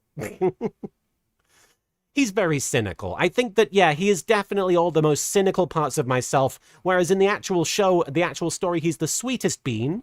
And I think that the cynical Yugi is funny. I think that it is funny that he is brash and abrasive and wants all the cards for himself and doesn't really care that much about the people around him. It's funny. But, you know, every so often I look at him and I'm like, ah, yeah, that's me a little bit, isn't it? That sucks. I summon my Amazon warrior in attack mode. Hey, Xena Warrior Princess. If you've not seen Xena Warrior Princess, go correct that. Xena Warrior Princess, one of the best shows from the late 90s. And in my opinion, qualifies as a tokusatsu because it's very OTT, very low-budget special effects, very extravagant action sequences, and they're also working with a shoestring budget with the same locations every week, and they have to make it look like a completely different setting. And it's impressive. Love Xena Warrior Princess. Wish they would reboot it. Wish they'd bring it back in some form because, in my opinion, we need Xena. We need Xena. The world is lacking Xena. Your Amazon warrior is no match for my army of celebrity ninjas. Oh, now this is a reference, what's about to happen is a reference to my Naruto spoof episode 1, which had come out at this point, I suppose, because we did the April Fool's sort of, it was originally supposed to be a crossover where the Naruto Abridged people, Masako X and Vegeta 3986, were going to take an episode of Yu-Gi-Oh! And do theirs, and do one of a version of that by themselves. And then I was going to do Naruto Abridged, and I did, as Naruto the Abridged Comedy Fan-Dub Spoof Series show. And I had a lot of fun with it, and it ends with Naruto saying, "Why is everybody in the show a fucking ninja?" I think. I forget what it is. Is that right? It ends with that, right? Or is it Yami Yugi coming out and saying that? I forget. I think it's probably Yami Yugi saying that, honestly.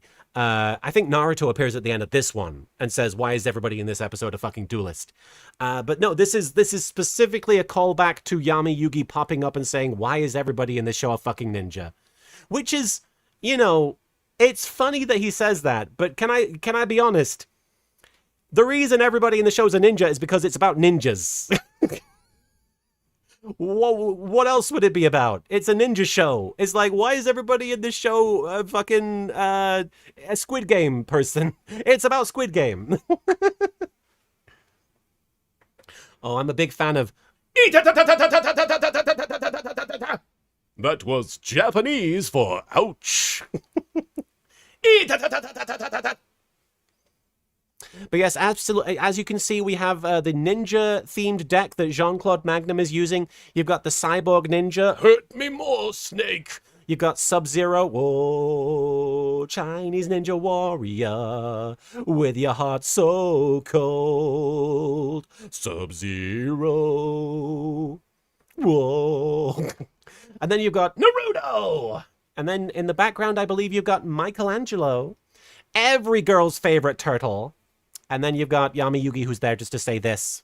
Why is everybody in this guy's deck a fucking ninja? Come on, Mai. I know you can beat this ass clown. But Joey, I thought you were Jean-Claude Magnum's biggest fan. Why the sudden change of heart? I've tried to deny it, Hugh, but I can't hold it back anymore. I think I felt this way from the moment I first laid eyes on her. You mean... Yes, I am in love with my Valentine's breasts. Even if they are about as real as a $3 bill. My breasts are not fake. Right. I don't believe you. Illuminated 4 kids on the devil. When I win this card game, we'll be married, Mai. But you won't just be marrying me. You'll be marrying the Church of Scientology. Here we go. Now, I remember at the time, there were people telling me don't do this joke. There are people saying, don't make reference to Scientology. They will come after you. But yes, Scientology deserves to be dunked on. Obviously, I don't want to get too deep into it, but, you know, they're a problematic organization, to say the least. And obviously there's a cult of celebrity attached to the Church of Scientology, and as soon as a celebrity actor appeared in YGO Abridged, I felt like I had to do something with it. I had to do something Scientology adjacent.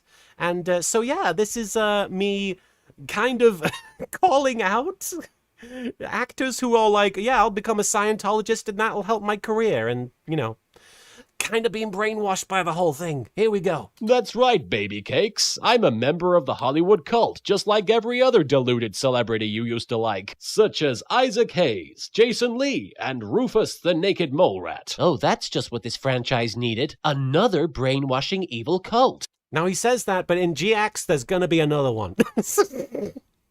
There's probably gonna be way more brainwashing evil cults, Yugi. Sorry. You can't get rid of them. They're part and parcel to Yu-Gi-Oh!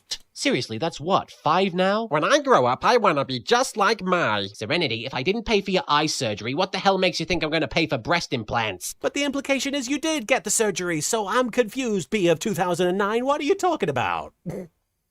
Also, the boobies jokes, I'm going to say this once because it's such a bad joke. Boo, B. Boo, B. My breasts are not Right. I don't care if your breasts are fake, Mai. I just want you to be my wife. And also for you to pledge millions of dollars to the Church of Scientology so that This we is can what finally Jean-Claude defeat Magnum the evil actually galactic believes. overlord Xenu and protect the hapless Thetans all over the world from being thrown into volcanoes. So let me get this straight. The only characters on this show who represent a I love this shot of Yugi. I must have been like really happy to see this image of Yugi. Because he's like, what the fuck is this shit? What the fuck is this shit? Why are we wasting our time? This shot of Yugi is so cute because he's so petulant here. You don't get many shots of Yugi looking cross, and he looks pissed. America are Jean-Claude Magnum, Rebecca Hawkins, Maximilian Pegasus, and Bandit Keith. Is it just me, or is Yu-Gi-Oh! The most xenophobic show ever? Oh, those poor Americans. Somebody stick up for them, won't you? Come on. I remember that joke actually has led to some people being like, oh, Little Karibo said Yu-Gi-Oh! Is xenophobic. And I'm like, no, this is Yugi, and he's talking about bullshit. No. Yugi's not right here. The show isn't xenophobic, and it's very, very minor, you know, tropey nonsense about Americans. Everybody makes these jokes. I play Cyber Harpies. Destroy his remaining life points. I can't believe you beat me for a second time. I can't believe we found a duelist even worse than mine. I can't believe we actually acknowledged this worthless episode. I can't believe it's not butter. If you If somebody in the chat really loves the I can't you believe it's not butter joke, I personally think it's pretty bad. But if you like that joke, more power to you. You're the people that joke was for, because I didn't like it. I just was like, Tristan should say something silly, and he did.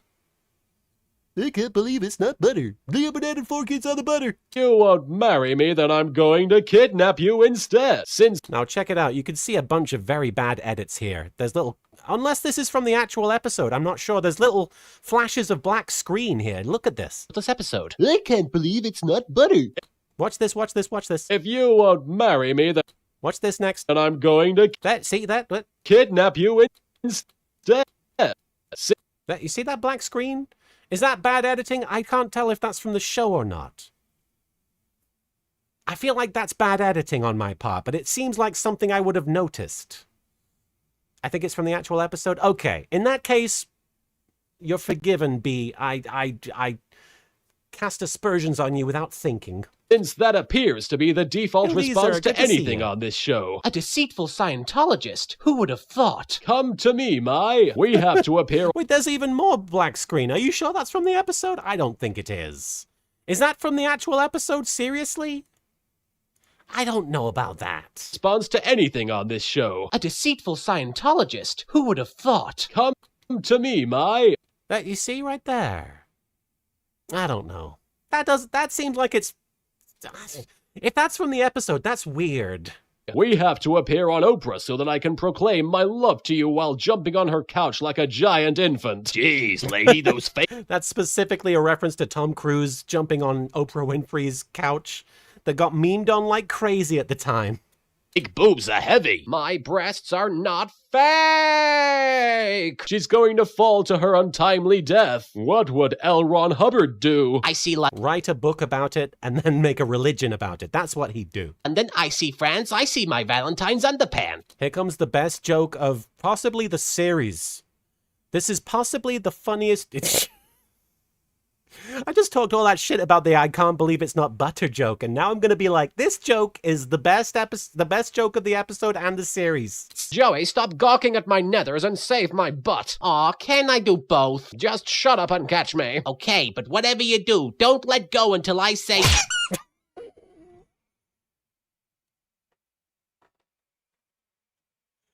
Ah!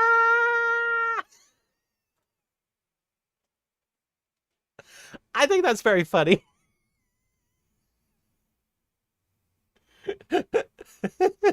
Because I'm 10 years old, apparently.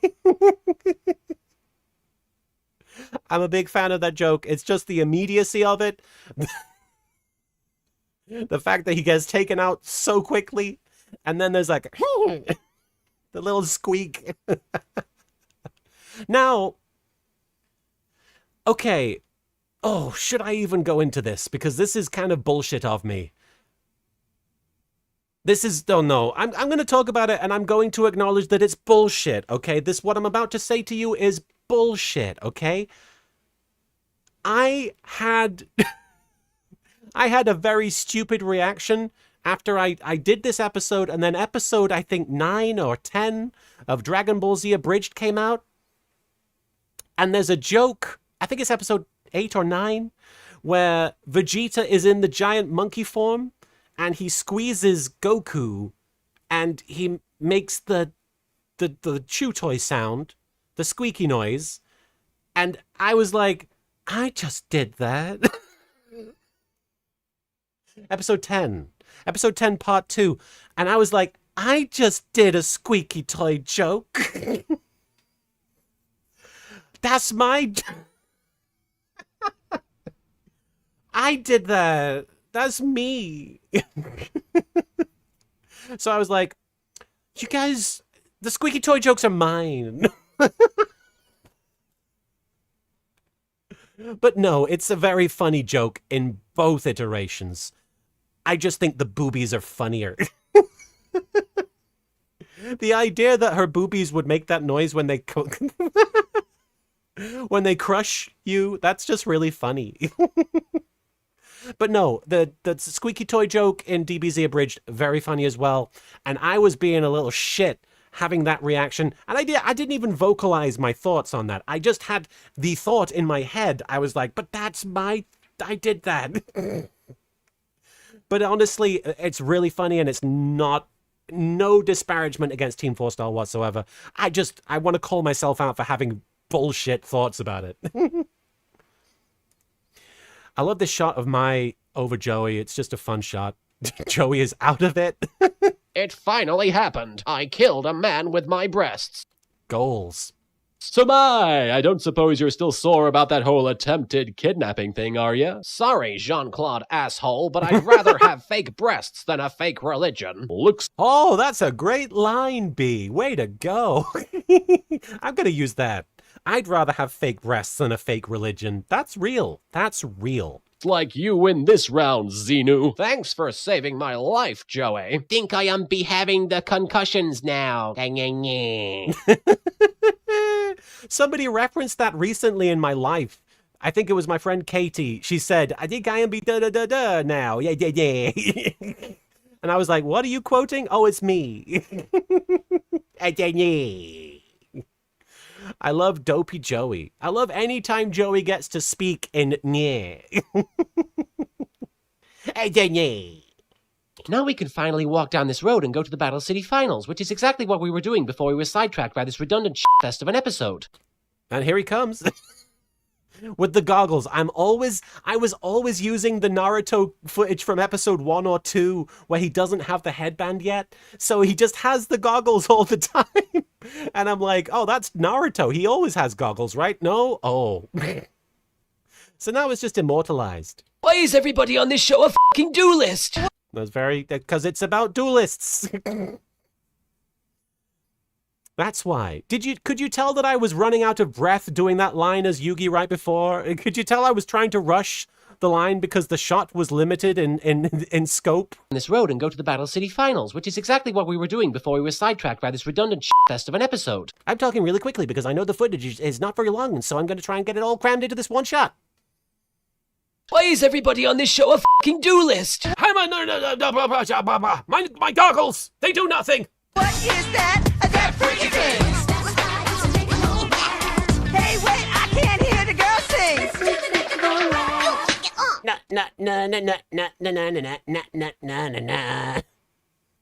I've actually not really watched much Kim Possible, if you can believe it. The show's good.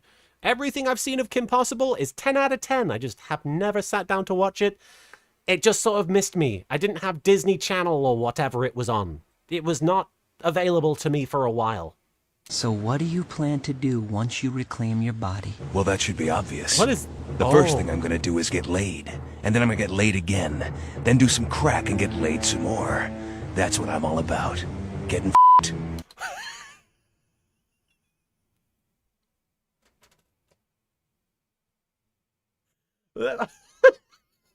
Was that I want to say that's Dan Green, and that is from the bloopers of Samurai Deeper Kyo.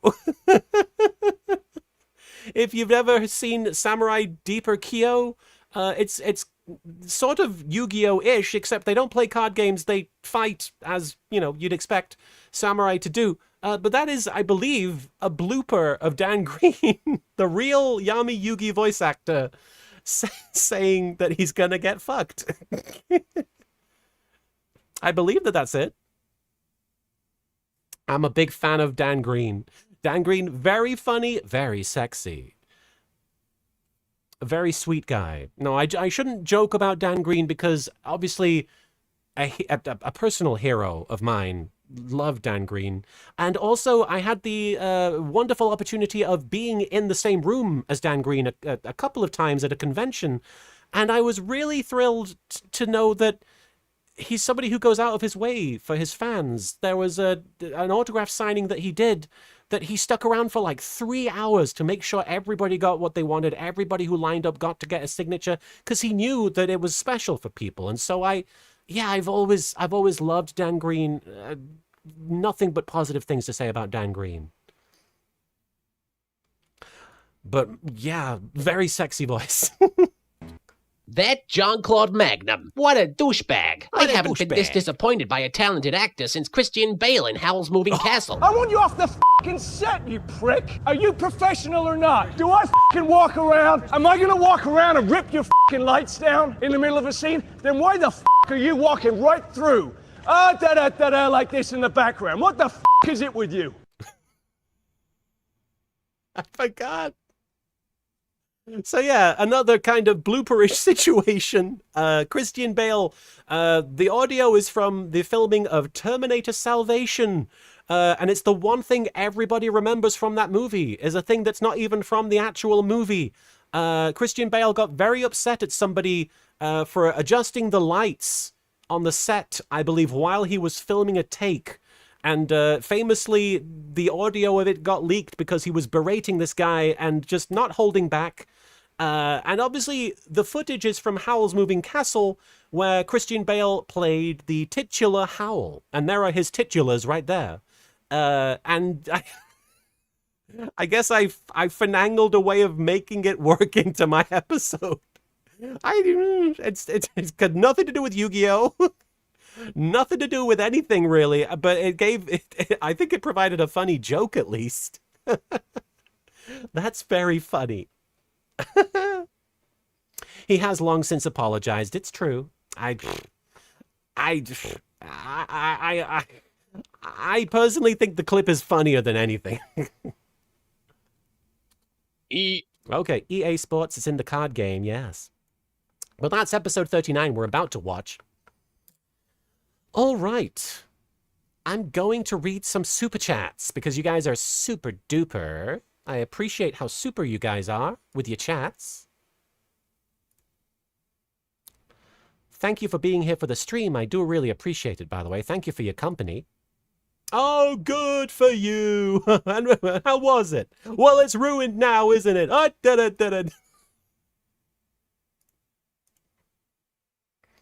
All right. I'm finding the last super chat I did. Here we go. Telling Star, thank you for the super chat. What inspired you to make Kakashi David Bowie? The Milkman song has been living rent-free in my head for over a decade. There's a milkman waiting in the sky. He wants to deliver dairy so long as it's homogenized.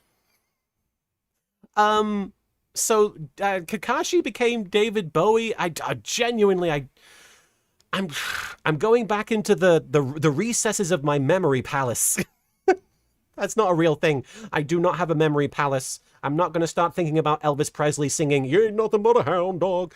If I remember rightly, Kakashi is David Bowie mostly because his eyes are different color. I think that's the reason. Don't hold me to that because honestly, I don't 100% know for sure. It honestly, it's either that, and that is my genuine thought, is that it's because of the eyes. It's because he's got the different colored eyes. But also, I think I know it. I remember. Okay, here we go. This is the real reason. I wanted to do a Yu-Gi-Oh! 5Ds Abridged. Despite the joke from the previous video that we watched about the one we just watched about 5Ds, don't watch it. Ignore that. It's not true. You should watch it. The David Bowie stuff originated from my concept for a 5Ds Abridged, where I wanted David Bowie to be the manager of the band, because originally my idea for the 5Ds stuff was that they were a band, and I even ended up doing this in the 5Ds one-shot I made for charity, and I wanted their manager to be David Bowie. I don't know if I was going to use Godwin for the character. I don't remember how it was supposed to play out, but my concept when I thought of it was, they are a band managed by David Bowie. And that was kind of just it. I didn't have anything beyond that. And then I was like, oh, wait, this character could be David Bowie. Because I was doing the Naruto spoof. I was up to like episode 3 or episode 2, I forget. And Kakashi shows up and I'm like, what do I do with him? And I was like, oh, David Bowie's right there. I had this sort of inkling of an idea. I don't think it'll ever come to pass, so I might as well go with it. And so Kakashi just ended up being David Bowie. And then as I was writing it, I was like, but he's not David Bowie. He's Kakashi. I can't have him be David Bowie. And that's why whenever anyone says, hey, David Bowie, Kakashi says, I'm not David Bowie. Because he's not. He's Kakashi. And it's fucking stupid, but that's why. Baby B just had some stupid, silly jokes. Lots of them. So that's why. Dance, magic, dance, magic, dance. Poster Child, thank you for the super chat. Attention, duelists. My hair demands to come back in the last season of Yu-Gi-Oh! Abridged. It is a shame that Hair Guy doesn't have an ancient Egyptian ancestor. You'd think out of any of the characters, the first one I would think of to get an ancient Egyptian ancestor would be Hair Guy. He comes from a long line of hair guys. Hieronymus Rex. Koa Waylander, thank you for the super chat. Hey, B, just wanted to let you know you are incredible. Never be ashamed to be you. Thank you. I hope I got your name right, Koa, but regardless, thank you so much for your sweet message. You're very sweet. Vanessa Vengeance, thank you for the super chat. I want to say I'm happy for you coming out. During COVID, your streams helped me get through it at school. Nearly a year into my transition, it's quite heartwarming to see you find yourself as well. Oh, I really love hearing that. Thank you, Vanessa. And I'm proud of you for that. Thank you for sharing your journey with all of us and with me. You're very kind. Fire PA498, thank you for this super chat, and you've written Buru Pipusu White Dragon. Buru Pipusu White Dragon. I believe is what you want me to say. But thank you for that. Adam Lombardo, thank you for the super chat. Bonds Beyond Time headcanon. This is interesting. Earth was destroyed because the holograms became so real that people started using them as weapons, and they became real because Kaiba learned the dragons were real too. Hashtag old and lonely. Oh, no. Well, I believe the actual explanation for the world being destroyed is that the method of the card, you'll have to forgive me, it's been a long time since I've seen 5Ds, but my understanding is that there was a momentum system, there was some sort of technology that was created during the 5Ds timeline, and the technology they used caused the environment to be destroyed somehow. I still don't quite understand I still don't quite understand how it happens, but it does happen. Oh, there we go. Andrew Brown says, over-reliance on synchro summoning. It still, in my opinion, begs the question why Paradox went back in time to a time after the card game was created. Could have gone to before the card game was created and killed Pegasus as a baby. But, you know, who am I to question Paradox? He seems to know what he's doing. Card game, boom! Everyone dead. Ha ha ha ha ha ha ha. It's confusing, isn't it, that Aussie VO? Card game, boom! Everyone dead. Springtrap AMV Creator, thank you for stopping by and thank you for the super chat. Greetings from Slovenia. Greatest nation, suck it, Bandit Keith. Thank you for making my childhood with Yu-Gi-Oh! Abridged. Also, your new voice is stunning. Oh, you're very kind. I'm going to be honest, I don't know if this is going to be what I sound like forever. I'm kind of trying things out. So you're probably going to hear a lot of inconsistencies with my voice. I talked about this a little bit at the top of the stream. You're going to hear some inconsistencies. You're going to be like, why is the accent changing? You're probably going to be like, you know, what voice are you doing? So for the time being, my voice is kind of a work in progress, and it means a lot that you would say that you think my new voice is stunning. I'm doing my best to sound more feminine. I'm doing my best to sound kind of like how I feel. And thank you for understanding, and thank you for the compliment, and thank you for your patience while I try and figure this out. I don't know what it's going to end up as. I don't know how I'm going to end up sounding, but this is kind of nice for now, you know? Yeah, I think I sound happy, and I think that that's how I want to sound. So, yeah. I just want to be a bit more feminine. I want to sound like the girl that I am in my heart. So thank you for your patience and believing in me. Whew, it's very intense. Darius Eng, thank you so much for the $139.99 Canadian dollar super chat. Thank you so much, and much love to our neighbors in Canada, by the way. I want to make sure I give a shout out to Canada. I love a lot of people from Canada, and Canada seems to be a very beautiful place. So thank you for that. First chance I've had to catch your live stream. Just want you to know how much I appreciate Yu-Gi-Oh! Abridged. It has always made me laugh, even during some bad times. So thank you for everything. Darius, thank you. Thank you for laughing, honestly. That's... I say this a lot, and I know it's probably obvious, but I really just want to make people laugh more than anything. I really just... It's the only way I know how to put myself out there sometimes, is by joking and by making comedy out of stuff, you know?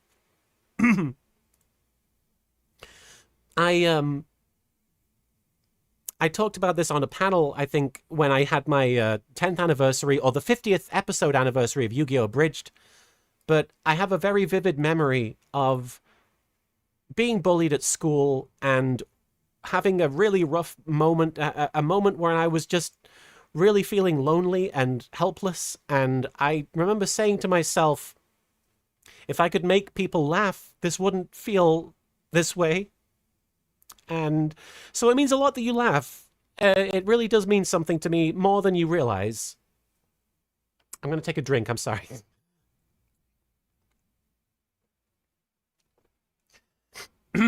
It really does mean a lot to me that you laugh. It's not just about having, having a laugh. It's not just about making jokes. It's kind of part of me, It's kind of part of who I am, and trying not to be forgotten, I guess. Trying not to be lost, and I felt very lost for a long time, and making people laugh was really the only way I felt the opposite of that. I felt like I found myself, and so thank you so much for helping me to do that. Thank you for that.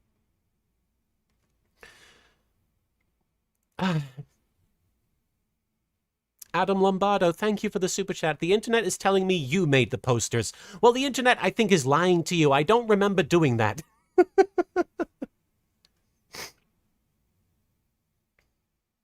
I appreciate all of you in the chat. Thank you. Thank you for your support. Spectro Light, thank you for the super chat there. Hi B, it's my 31st birthday.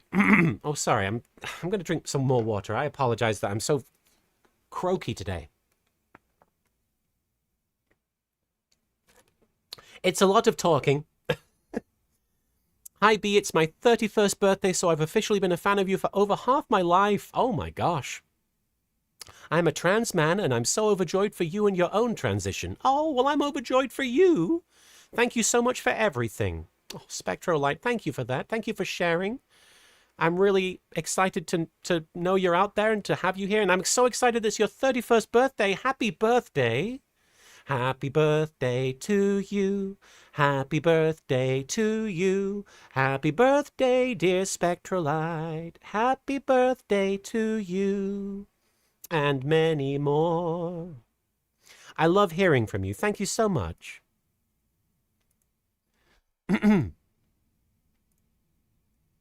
Rissa, thank you so much for the super chat. As a Canadian, Bandit Keith hits hard, but I still chuckle whenever someone on the news mentions in America. Yes, anytime I hear that phrase, I take a moment and I'm like, Bandit Keith? But thank you, Rissa. Thank you for sharing. He does hit hard, doesn't he? It's one of those jokes that has layers to it that, too real sometimes. Oh, Spectrolight, I'm happy to do that for you. Thank you for being here today on your birthday. Good to have you here. Verior Knox, thank you for the super chat. My headcanon for Joey and Frieza being friends. Hey, we're best friends. That's right, Joey, the best of friends. Is that Joey taught Frieza how to play Duel Monsters in Hiffle, and Frieza unironically enjoyed it. Oh boy. After all, Joey didn't have a pulse. Does Frieza like that? Hey Frieza, it's me. I'm here to teach you how to play Duel Monsters, which is ironic because I'm frequently the character depicted as not being that good at the card game, even though I'm actually pretty great at it. Okay, Joey, since you don't have a pulse, I suppose I'll accept it. Oh, this card game's actually rather fun. I like this elemental hero Neos. He kind of looks like me if I had it going on in back. Yeah, man, that's the elemental hero Neos dumper that everybody loves. Ooh, I love that dumper. That alien dumper. Thanks, BFF. Hey, no worries, BFFFF. What do you mean, BFFFF?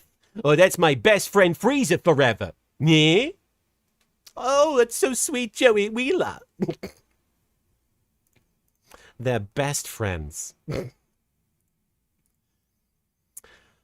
Thank you for that super chat, Verior. And Austin Dojin, thank you for the super chat. If Yugi is what you dislike in yourself, how do you feel about him bickering with Yami when Yami is being dismissive and not taking anything seriously? I mean, the metaphor is really only on a surface level. I don't think that Yugi is literally like me in that respect. But how do I feel about Yami and Yugi bickering like that? I mean, it kind of, I guess, is similar to my own trains of thought when I have sort of my sense of humor clashing with my cynicism. I'm like, We could make a joke about this. no, it's bullshit. We shouldn't make a joke about this. We should complain about this. No, it's funny if we make jokes. No.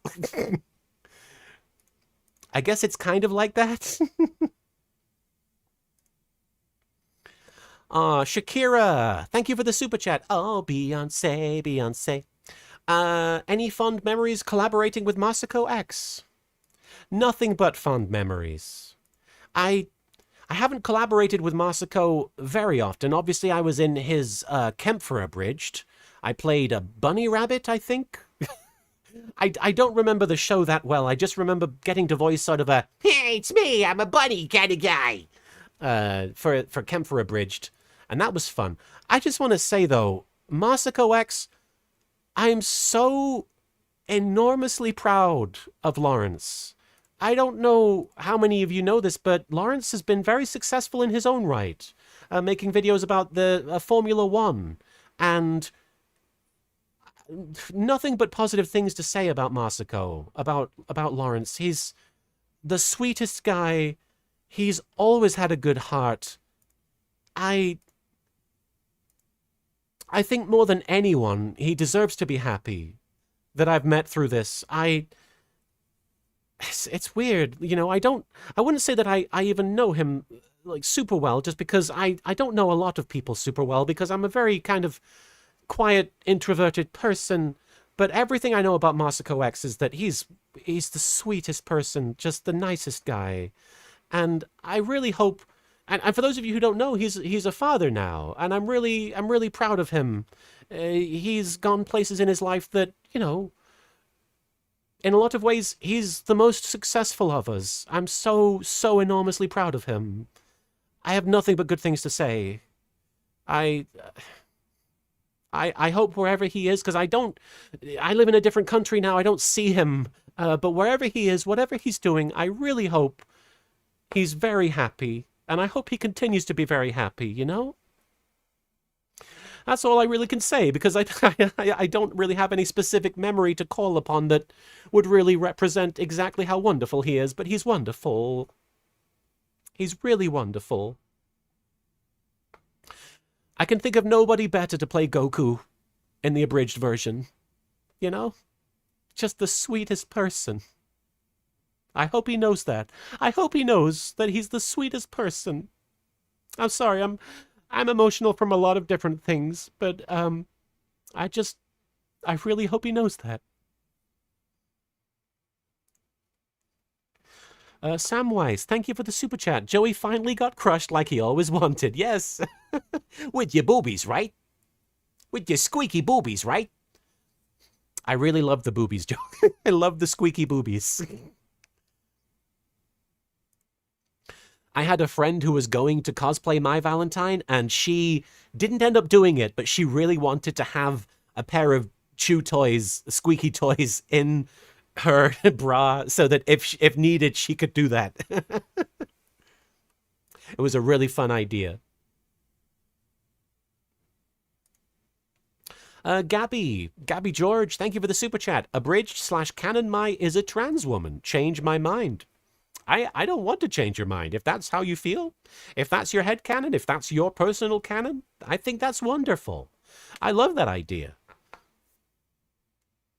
I'm perfectly guilty of headcanoning non-trans characters as trans characters myself. So whatever you desire and whatever you believe, I support that.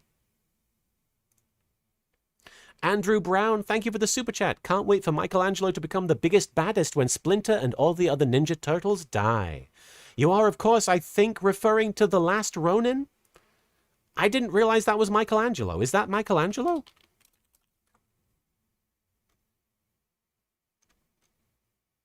Oh, I guess that it. Oh, I didn't know that. That's just, wow. For real. That's Michelangelo. I didn't know. Spoilers, sorry. Sorry! I didn't know it was a spoiler. Oh. I'm so sorry. I'm so sorry. I didn't know. That's my bad. I'll try and remember to go into the stream and edit that out, that I spoiled comics for people. All right, a few more super chats and then we'll watch episode 39, which is called Card Games at 20,000 Feet.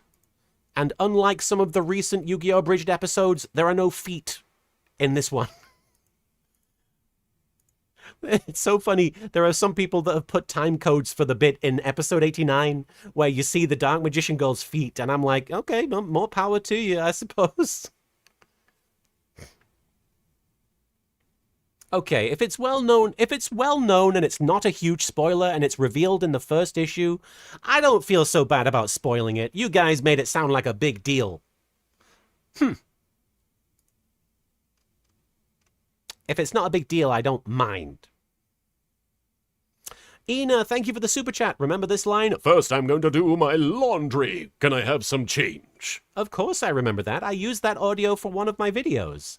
That's Dan Green speaking on a convention panel, I believe in Australia. I don't remember where he is, but he's talking about how he doesn't go around doing the Yami Yugi voice in casual conversation, which I think is a real shame.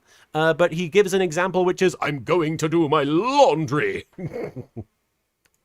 Which I really enjoy.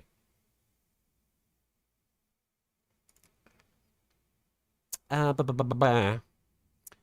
Peep, thank you for the super chat. You know, if you were human, you'd be one of my favorite humans, but as it stands, you're my favorite Karibo. Oh, yes, I'm not called Little Human, I suppose. But thank you, Ellie. I appreciate that. If I'm your favorite Karibo, I consider that an honor. There's a few Karibos out there. Thank you for that. Would I go around doing the Yami Yugi voice in public? You know, I can't pretend that I haven't. Sometimes I've done it. I think I did it the other day. We had some people over, and there's a Yami Yugi body pillow in our living room that somebody gave to us, and it's very good.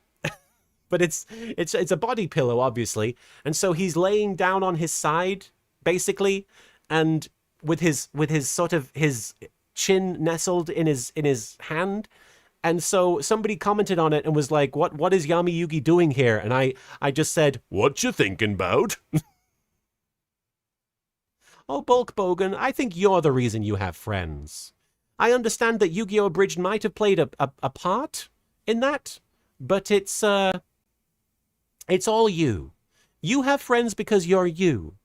And if your friends aren't friends with you because you're you, then I don't know if they're, completely your friends. But I believe that you have friends, and I would say that the reason you have friends is because you are you.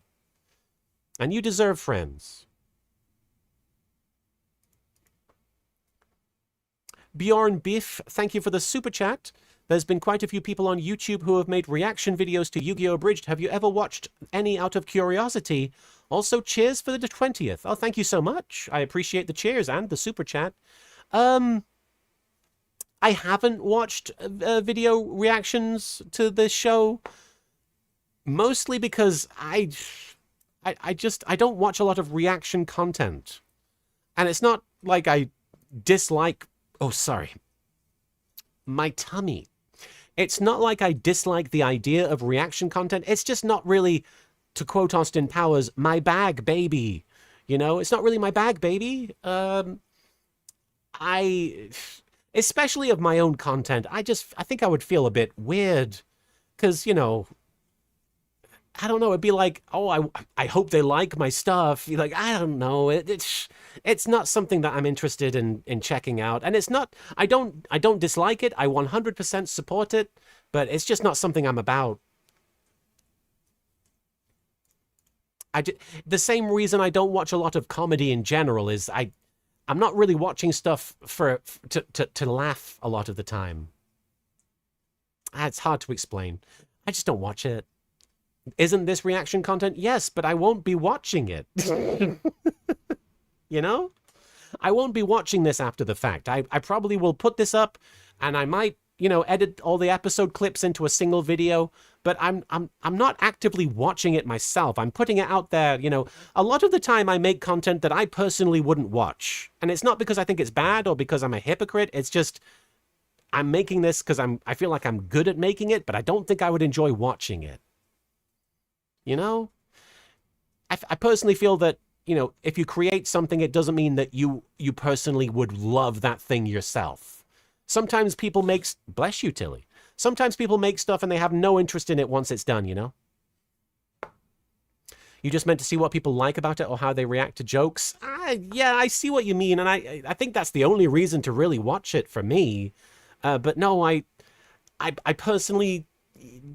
It's just not something I'm looking for. It's not something I'm interested in. It's not something... I feel like I would feel very self-conscious doing it. Kind of like I feel self-conscious watching these videos now, but at least I'm watching them having forgotten about a lot of it and with the genuine curiosity of wanting to explain a lot of it. It's not about, you know, it's not about being like, I'm so funny. Sometimes I giggle. V, thank you for the super chat. LK, I've been watching since 2008. I am now 30, and my current humor was influenced by you. Thank you for all the memories. Oh, thank you for making those memories. P.S. Do you watch AEW? I watch the pay-per-views. I think the pay-per-views are very good. Or the live events. What do they call them? The live experience bullshit. I don't know what it is. The pay-per-views. I love the pay-per-views. They always do a great job with the pay-per-views, AEW. But I haven't really watched the show consistently. I would love to go back and watch it from the beginning, though, since a lot of the episodes are available streaming, I believe.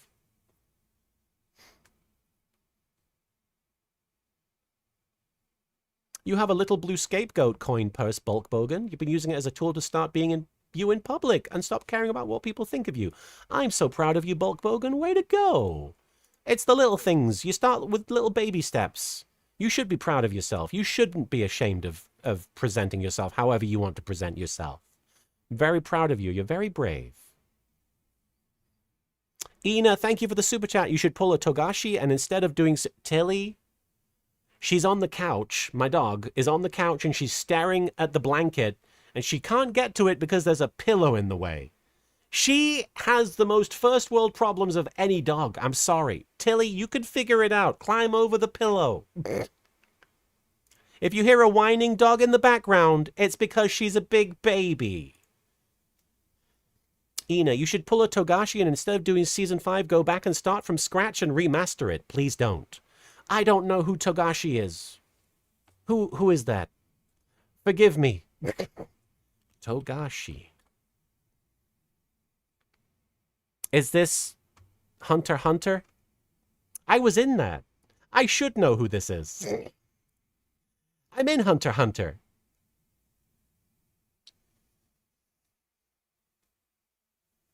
But no, I will not be doing that.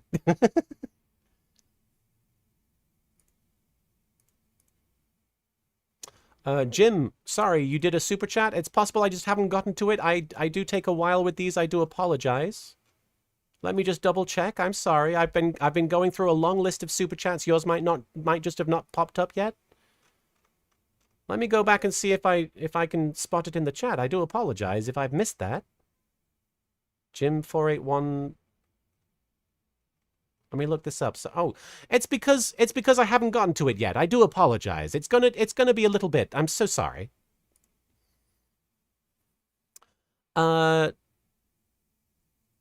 Eliezer, thank you for the super chat. Hi B, hope you're good. Where did you get the sound from Samurai Deepa Kyo Dan Green's blooper? Also, there is art of your show with all of your characters, each one with their own joke. Want to talk about it? I'm kind of doing a stream about the episodes. If I'm going to talk about something, I'm probably going to talk about the videos. I'm not familiar with the art you're referring to. As to where I got the sound for the Dan Green blooper from Samurai Deepa Kyo, I'm pretty sure it was on YouTube back in the day when it was kind of a Wild West situation where anyone could put anything on YouTube and it would stick around and it wouldn't get flagged. Especially blooper content like that. There was a lot of that available. It was floating around, yeah. I don't think it's something you can find very easily now, though. If you do find it, though, it's very funny. There's a bunch of them. There's a bunch of very funny bloopers. There's one really funny one where Dan Green, the character he's voicing, is looking down at the floor while he's speaking. And I think Dan Green is like, I love looking at my feet. There's nothing I love more than just looking at my feet for long periods of time. Oh, they're on YouTube still? You should look them up. You should look up the Samurai Deeper Kyo bloopers because they're very funny. Landscape, thank you for the super chat. The card games in Bonds Beyond Time required data centers. Oh, that explains a few things. Oh, too real. Too real. Ellie Peep, thank you for the super chat. Haven't been here from the start, but you've been making me laugh for at least 18 years. I want nothing but the best for you. Oh, you're very kind. Thank you, Ellie. I want nothing but the best for you. Andrew Murray, thank you for the super chat. There's a part in Howl's Moving Castle where Sophie finds Howl and Bale sounds exactly like his Batman voice. I can't remember the moment from the movie, but you've written you can't even break your own spell. It's been a while. I'll have to rewatch Howl's Moving Castle. I've only seen it like 3 times, but it's been a while. Spinorama, did yours about Joey's deck building get read? Oh, it's coming up. It's actually right here. Spinorama, thank you for the super chat. Since you just referenced Joey's card playing ability as a TCG player, Joey is indeed a fantastic duelist, but he is unfortunately an awful deck builder. Yes, unfortunately, the deck building in the show, I think everybody is an awful deck builder. You know, there's some characters like Kaiba who I think have decent decks from what I can tell, but Yugi's deck, probably not great, right? You know? I don't think Yugi's deck would be quite so dominant in the real card game.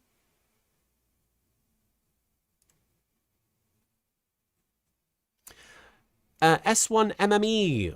Simi, thank you so much for the super chat. Hi B, do you have a Switch 2? I do not. Unfortunately, I don't.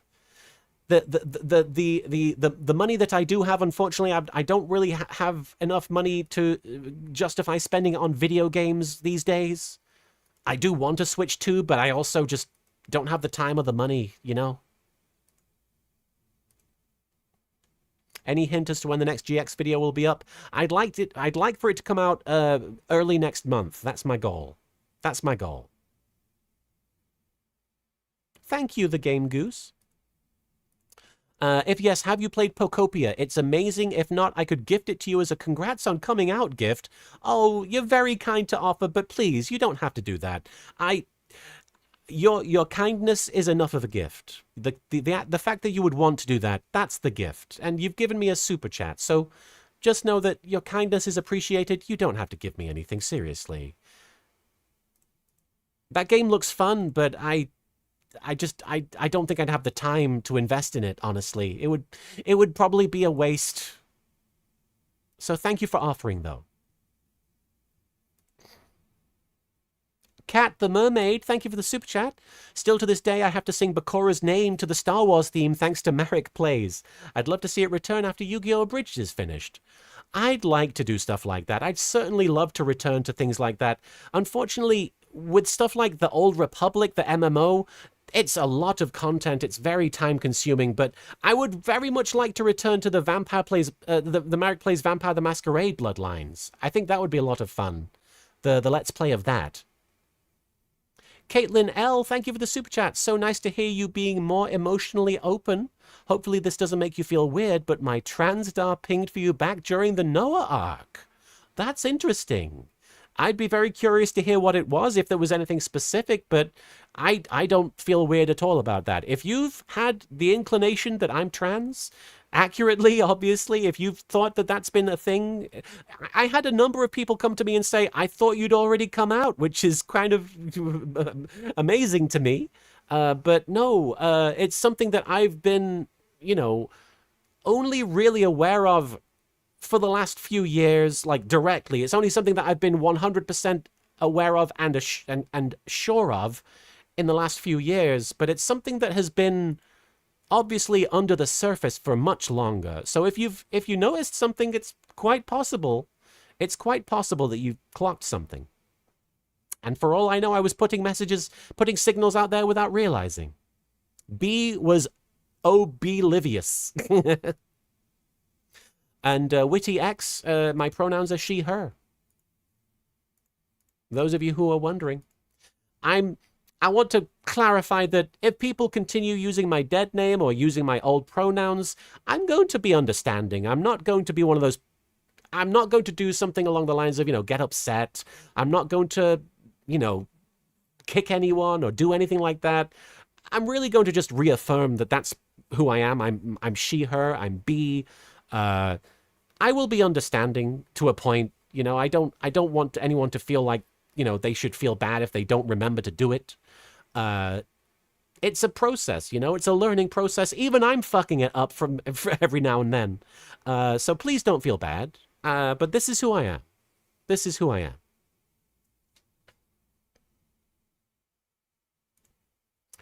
am. Jim Radloff, thank you for the super chat. Ironically, the best abridger in the game is the leader of the B team. My gosh. Very funny.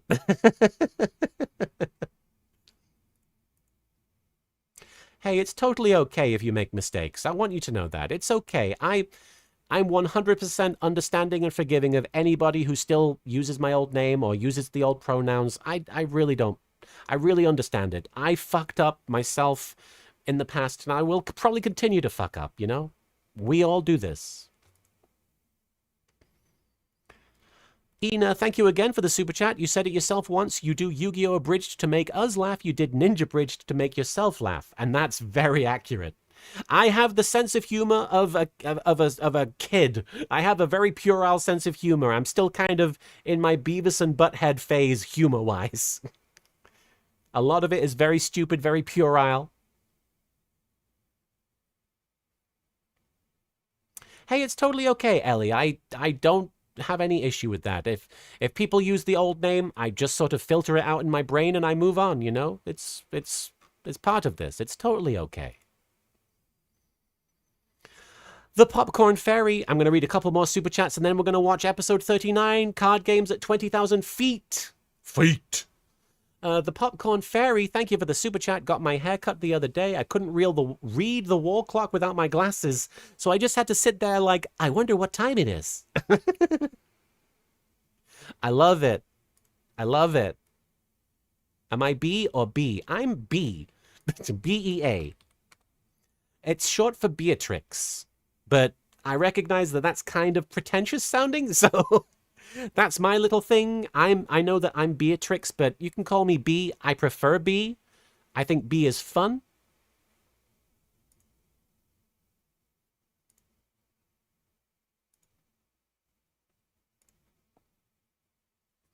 Shakira, thank you for the super chat. I'm a trans woman and congrats on coming out, B.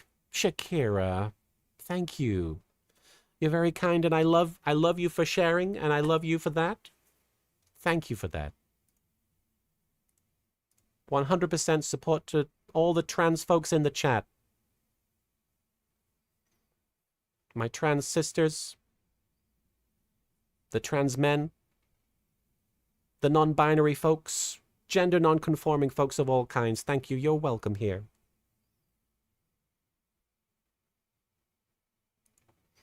Dragon DX, thank you for the super chat. Thank you for so many years of fun. Thank you. I know I said I was only going to read 2 more super chats, but there's been a couple more, and I want to read them. Forgive me. Quill Quick Card, thank you for the super chat. I had one of your own with my Cannibal Turtle shirts. You've given this world billions of laughs. Thank you. Switch 2 funds for LK. Let's go. No! I'm not raising money for a Switch 2. That is not something I'm doing, but you're very kind. If I could afford a Switch 2, I would get it with money that I made myself. I wouldn't want you guys to give money for that. That's very, very kind, though. And I appreciate that in the chat, Sim550. You don't have to give me anything. Just you guys being here is a gift. I mean that. I 100% mean that. Please know that. Freddy Pingus, snooping as usual, I see. Thank you for the super chat. Souping as usual, I see. Hey, B, just wanted to say I'm happy you've discovered yourself. Keep up the good work. Been watching since the Noah arc. Oh, wow. We're going to be getting there soon. We're coming up to the Battle City semi-finals, quarterfinals, whichever. All right. We're going to watch episode 39 now. I didn't say 89. I keep making the mistake. But yes, episode 39, card games at 20,000 feet, which I believe, I'm going to guess again, it's a reference to the Twilight Zone episode Nightmare at 20,000 feet, which if you don't know, you probably do just by osmosis. There is an episode of Twilight Zone from the 60s. I think it's from the 60s. When did it air?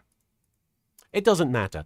There's an episode of the original Twilight Zone show starring William Shatner called Nightmare at 20,000 Feet, where he looks out the window on his plane. You know this. He looks out the window on his plane, and he sees a little gremlin on the wing of the plane. And he says, "There's someone on the wing. Some thing." But yes, it's a reference to that. And I assume it's just because they're getting on the blimp and they're going up into the sky. Thank you, Dominique. You're very kind. I love that. I love Captain Holt. I love Brooklyn Nine-Nine, and I love that bit. So thank you for that. But yes, 20,000 card games at 20,000 feet. Here we go. They're getting on the blimp, baby. They're on a blimp. They're on a blimp. Take a good, hard look at the motherfucking blimp. Caitlin, for whatever reason, the transdar ping was from how you wrote the Taya multi-bodily possession subplot. Oh. It's funny because I certainly wasn't thinking about that when I did it, but we're going to obviously explore that as we go. Some of those references might pop out, might stand out this time around. Let's watch. EA Sports. It's in the card game. Let's look at these cards, though. Speaking of card games. EA Sports. We've got Chowder. Obviously, Chowder from the show Chowder. Very funny show. I think a very underrated Cartoon Network series. You've got Susan Boyle. Susan Boyle. I'm laughing, and I don't know why. I think the reason I'm laughing is because I'm thinking of the Futurama episode that references Susan Boyle and how stupid that joke is. But yes, Susan Boyle, famous for singing I Dreamed a Dream on Britain's Got Talent, that just became... Was it Britain's Got Talent or America's Got Talent? I think, it was Britain's Got Talent. And she obviously sang very beautifully and became a household name overnight. And she's in this now. We've got Salacious Crumb, Mr. T, and Perry the Platypus from another also great cartoon. I wouldn't say it's underrated because it's one of the most popular modern cartoons, I think, Phineas and Ferb. Perry the Platypus! Sorry, I'm playing with my wig. In order for my evil plan to succeed, I must behave like one of Yugi's friends. Odeon, you're the expert on being bland and one-dimensional. Rude! Odeon's a wonderful character, but yeah, kinda. I command you to tell me your secret. I don't know. Mostly I just stand here and say, Yes, Master Merrick. Sweet Mama Jamma! That is all you do, isn't it? Yes, Master Merrick. Friggin' layabout! As soon as we get back to Egypt, I'm docking your pay. Yes, Master Merrick. And then it's bye-bye to your gummy bears collection. Asshole. What? Okay. So, yeah, a while back on stream, people were like, why does Odeon love gummy bears? And I think I responded being like, I don't know. And this is obviously the first acknowledgement of him loving gummy bears. And I think, having now seen the joke in the context of it being presented, I think it was literally just like, what could Merrick threaten to take away from Odeon that would completely undercut his badass vibe? So I guess it must just be, it's funny that somebody big and tough like Odeon really cares about his gummy bears. Weird. What a weird joke, but very funny. Obviously it stuck around. People remember that. Samwise says, poorly aged joke incoming. I can only assume that people are referencing the Hans and Gruber characters that are, you know, me doing very high-pitched falsetto German accents, very similar to Siegfried when he shows up in the show, but a little bit more broad and offensive, and just saying, oh, and, you know, I should acknowledge it now. The joke is that they're Nazis, and this was during a time when I, in my admitted ignorance, was like, well, Nazis are just not gonna be a big, prominent part of culture, surely. Safe to make fun of them. I feel like a lot of people made that assumption, and I was wrong. I was very wrong, and I'm sad about that. And it got to the point where I ended up changing their characters just because I didn't find that funny anymore. It was just not. It just wasn't funny, and I felt like I could do something else with them. And it's that simple. It just stopped being funny. For me. I don't know about you. I can't decide that for you.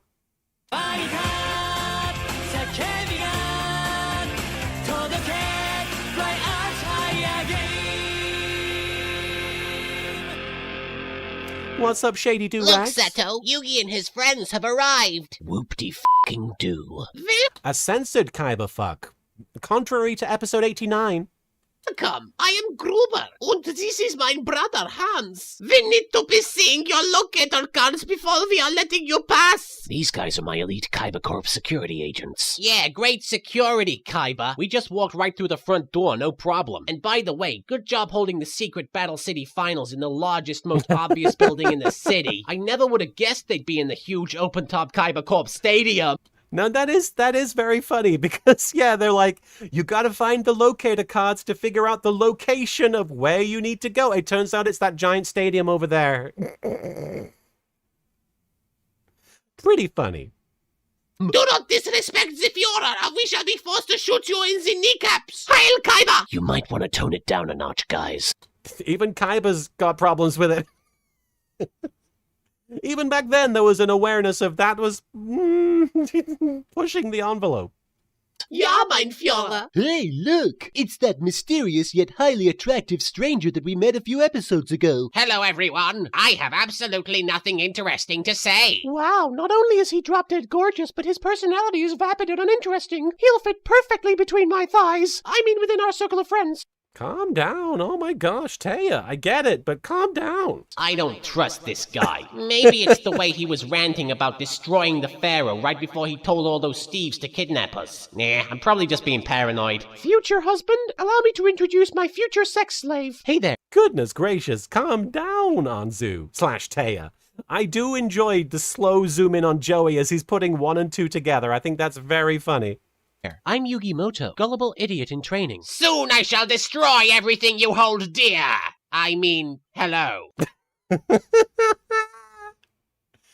That joke never gets old to me. The fact that Marek is like, I am evil. No, hello.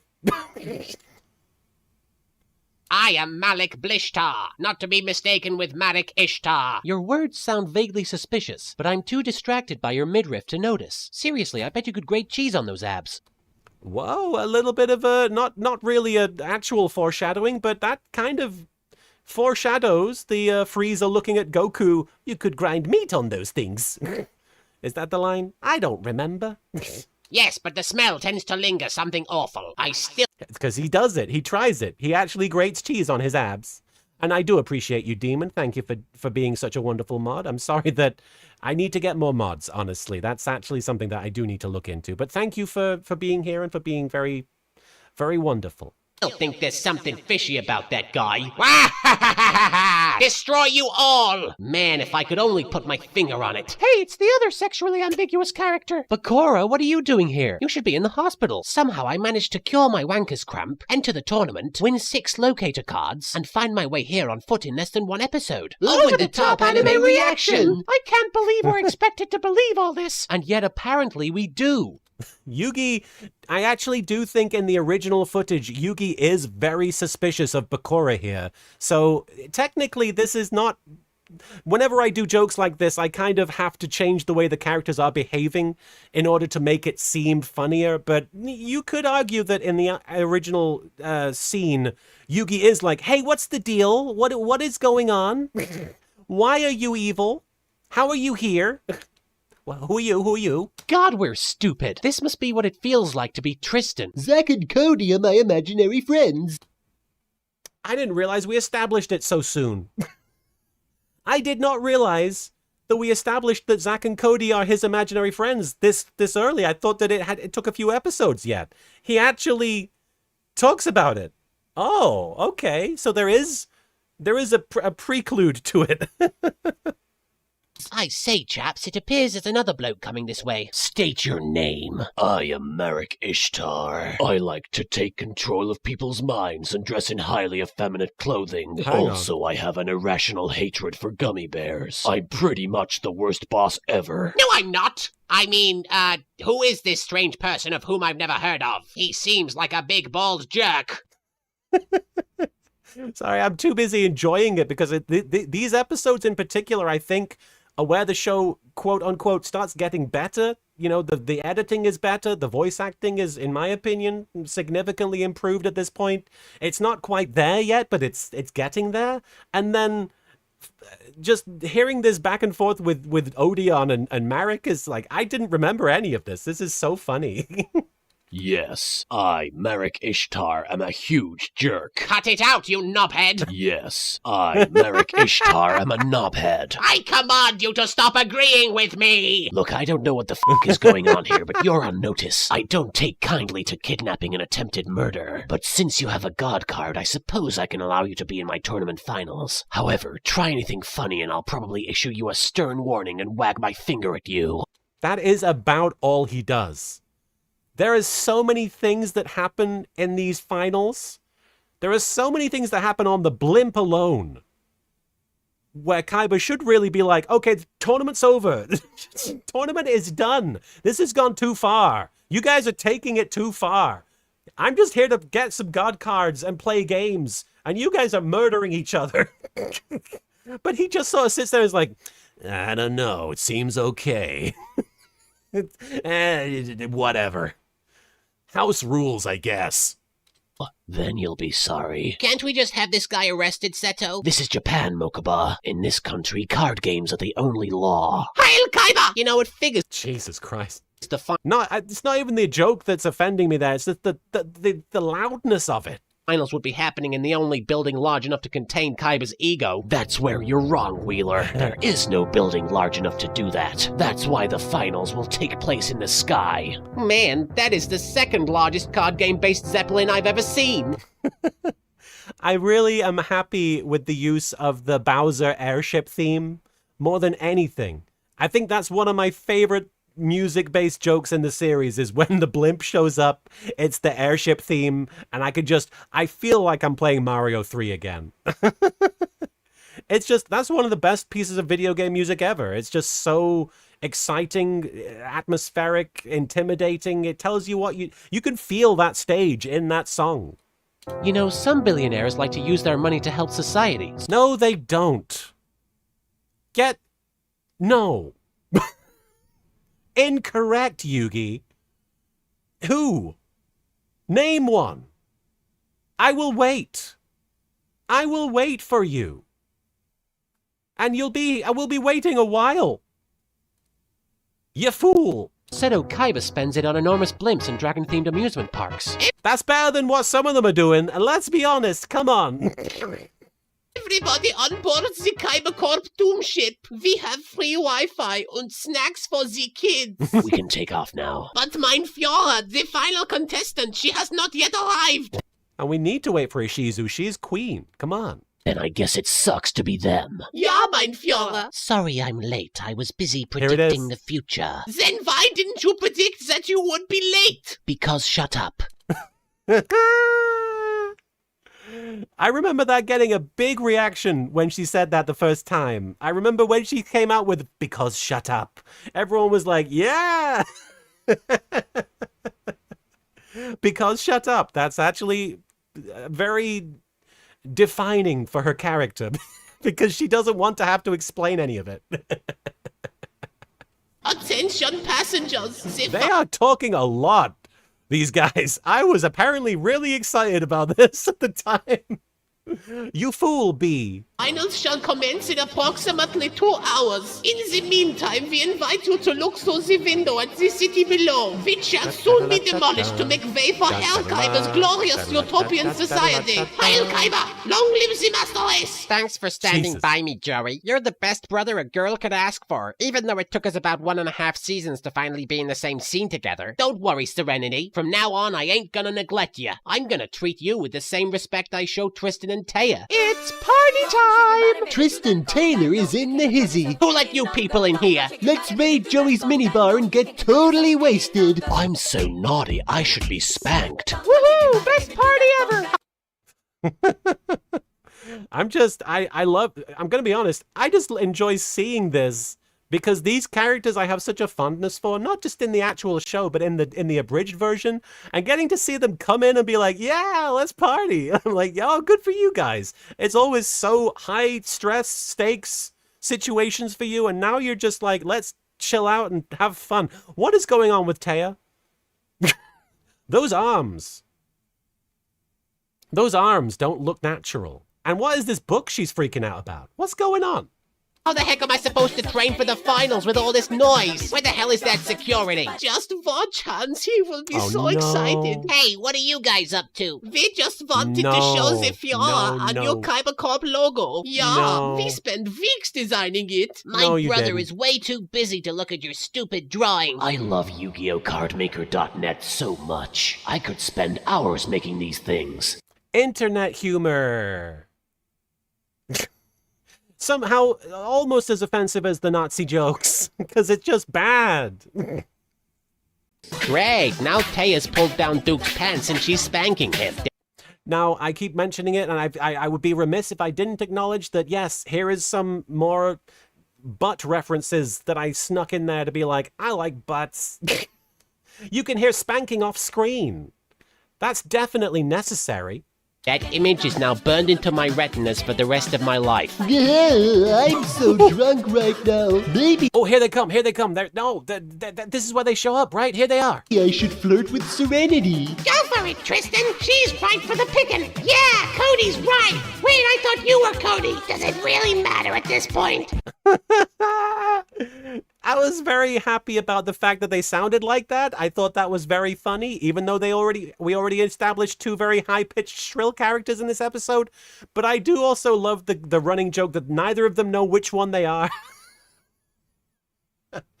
I genuinely couldn't tell you which one is which. I didn't really watch the show that much to know. You know? But very funny. I'm a big fan of that joke. And people keep asking, will I bring it back for when Zork shows up in the final season? Wait, what? Because they ended up with Zork. That's right, Zork and pals. Zork and Cody. I forgot. I don't know. I still haven't decided yet. Hey, Serenity, want to see the most beautiful thing in the whole world? Okay. I call it my reflection. Wow. I was very happy with that joke because it's just... The fact that he's pointing at the window, there's no way he can see his reflection. If he sees a reflection there, it's just of his crotch. And I know that that's typical of Duke to be like, look at my crotch's reflection. But still, it's a bit of a reach. Very funny, though. I know. Aw, man. Blocked. Don't be a jerk, Cody. Dude, I'm Zach. You're Cody. Maybe we're both Cody. Ooh. Curse these. You know, I've kind of got Zach and Cody vibes with the way I'm floating around. I'm just ahead. Zach and Karibo. Ooh. Anyway, the episode. And I want to point out, somebody pointed this out to me, and I can't forget it. I can never forget it. Something very upsetting about Marek. One of the most evil things about him is that he has his shoes on in the bed. Naughty. Should not do that. Gonna ruin the covers. Non-fluffy pillows. How do they expect me to concentrate on being an evil mastermind if I can't even get my fucking beauty sleep? And God bless Gruffy and Grammy and Tummy and all the other gummy bears. Amen. Another day, another predictable card game tournament. Gee, I wonder if I'll win. Hey, Yugi, did you notice anything strange about Bakura? No? Why do you ask? No. I needed to use that clip because it's not actually in the dub. I actually think I imported that specifically from the Japanese. There's a whole montage of the different characters doing things on the blimp and sort of having their own quiet time and being by themselves. And then it cuts to Bakura just devouring a steak. Devouring it. When I talk about him threatening you with his face, it's because he could do that. With you. He could devour you like that. Imagine being that steak. And in the Japanese, after he eats it, he says, "Needs more blood," which I also was wild. Bakura, Jesus. Reason? The Battle City finals are about to begin. Everybody gather in the main hall for the pre-tournament milk and cookies. Heil Kaiba! Hey, Steve, good luck in the finals. Try not to get utterly destroyed by the evil Malik Ishtar, who I am not. Hey, thanks, Malik. You know, at first I didn't trust you. But let me tell you, pal, you're all right. I like you too, Steve. That's why I'm going to kill you last. Man, that is classic Malik. You are such a kidder. It's showtime, Synergy. Oh, truly outrageous. Truly, truly, truly outrageous. Whoa, Gem, Gem. The music's contagious. Outrageous.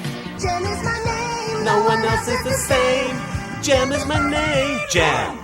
Now that's not filler. What are you on about, B? You're giving people mixed messages. This is very important plot stuff.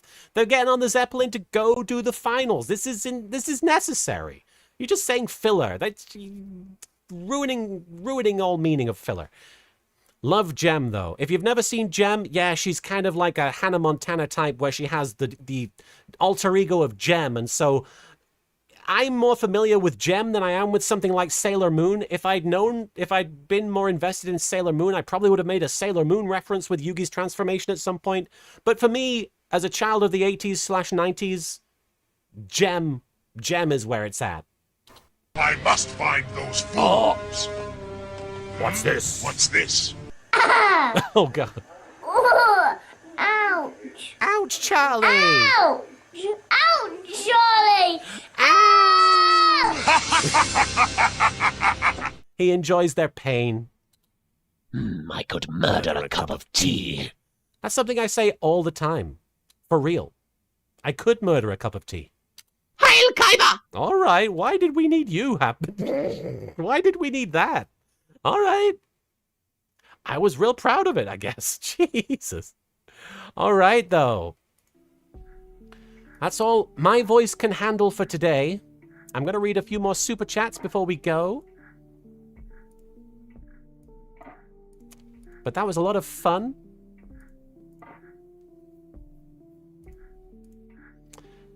Oh, I'm going to wrap things up here with some super chats, some super duper chats. And then we're going to call it a stream so I can rest my voice. Wait, Charlie bit my finger as an NFT now? Oh, that's sad. That's almost as bad as Rufus the Naked Mole Rat being a Scientologist.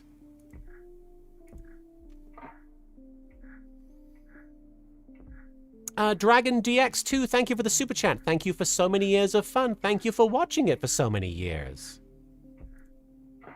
Carlisle the Cinephile, thank you again for the super chat. The Season 0 Abridged theme song is one of my go-to ringtones. Ah, you're talking about Blue Canary in the Up by the Light Switch. Who watches over you? Make a little birdhouse in your soul.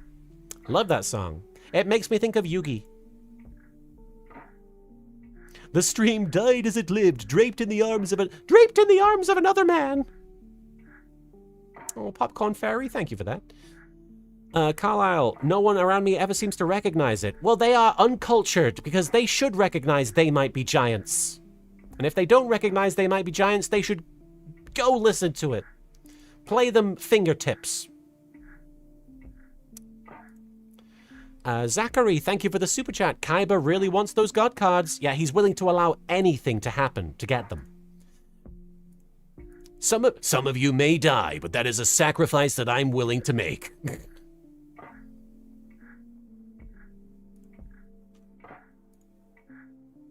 MB, thank you for the super chat. Thanks for keeping the spirit of Yu-Gi-Oh alive, B. Oh, my nerdy 12-year-old past self will always be grateful. Is there a piece of media you haven't referenced yet that you hope to do in Yu-Gi-Oh! Abridged's last arc? Take care. Well, I mean, the only thing I can definitively say I want to reference that is technically a piece of media, that I don't know if it's going to work, I don't know if I'm going to make it happen and where it will happen, but for the oh, I've just put my browser in a weird... Okay, hang on. For the final season, because they go to Egypt, I've really wanted to incorporate the song "It's gonna take a lot to drag me away from you. There's nothing that 100 men or more could ever do. I bless the rains down in Africa." I want that somewhere in there. And I think what I want to do is go, "Gonna play some cards down in Africa." That's the one idea that I have that I would like to get in there somewhere. I think it would be fun. It would make me giggle. It would let me sing. It would let me sing some Toto. It's gonna make a lot to drag me away from you. There's nothing but 100 men or more can ever do. Thank you so much, MB, for that super chat. And there's been a few more. Let me really quickly read those. Rubber Man, thank you for the super chat. Your voice sounds a little different now. It sounds cuter. Be sure to give it a good rest. Oh, thank you. I'm glad you think I sound cuter. Thank you. I'm kind of going for that a little bit.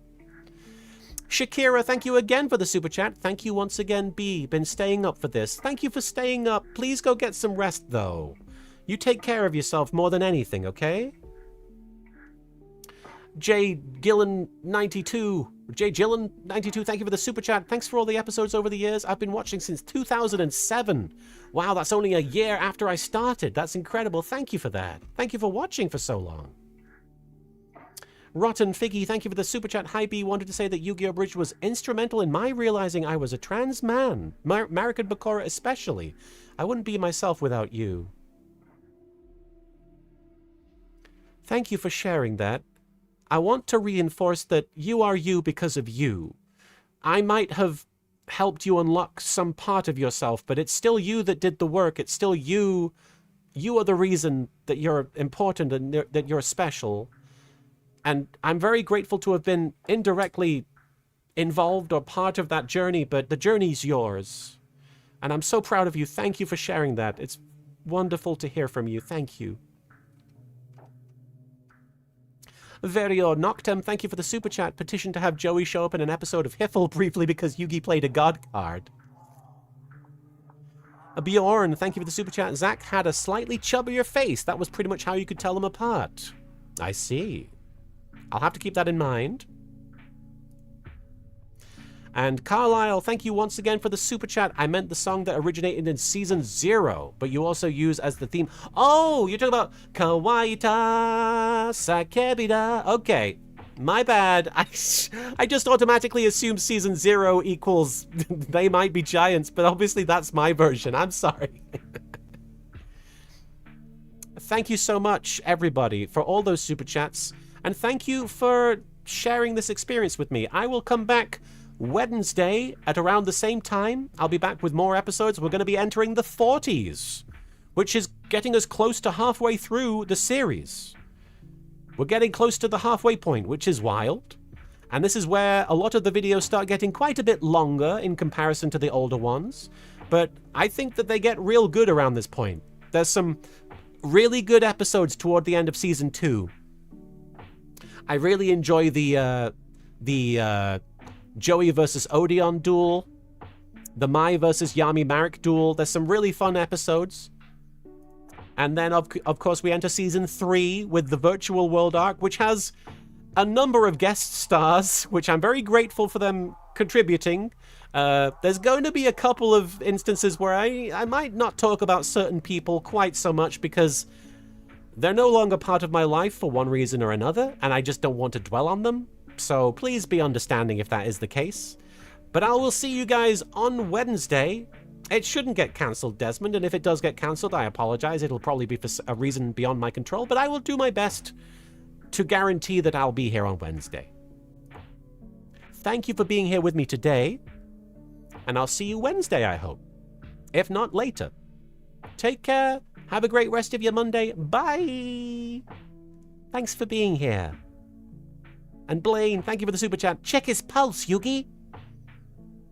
His pulse is fine. He's good. Thank you, Queen O' Swords. Thank you so much.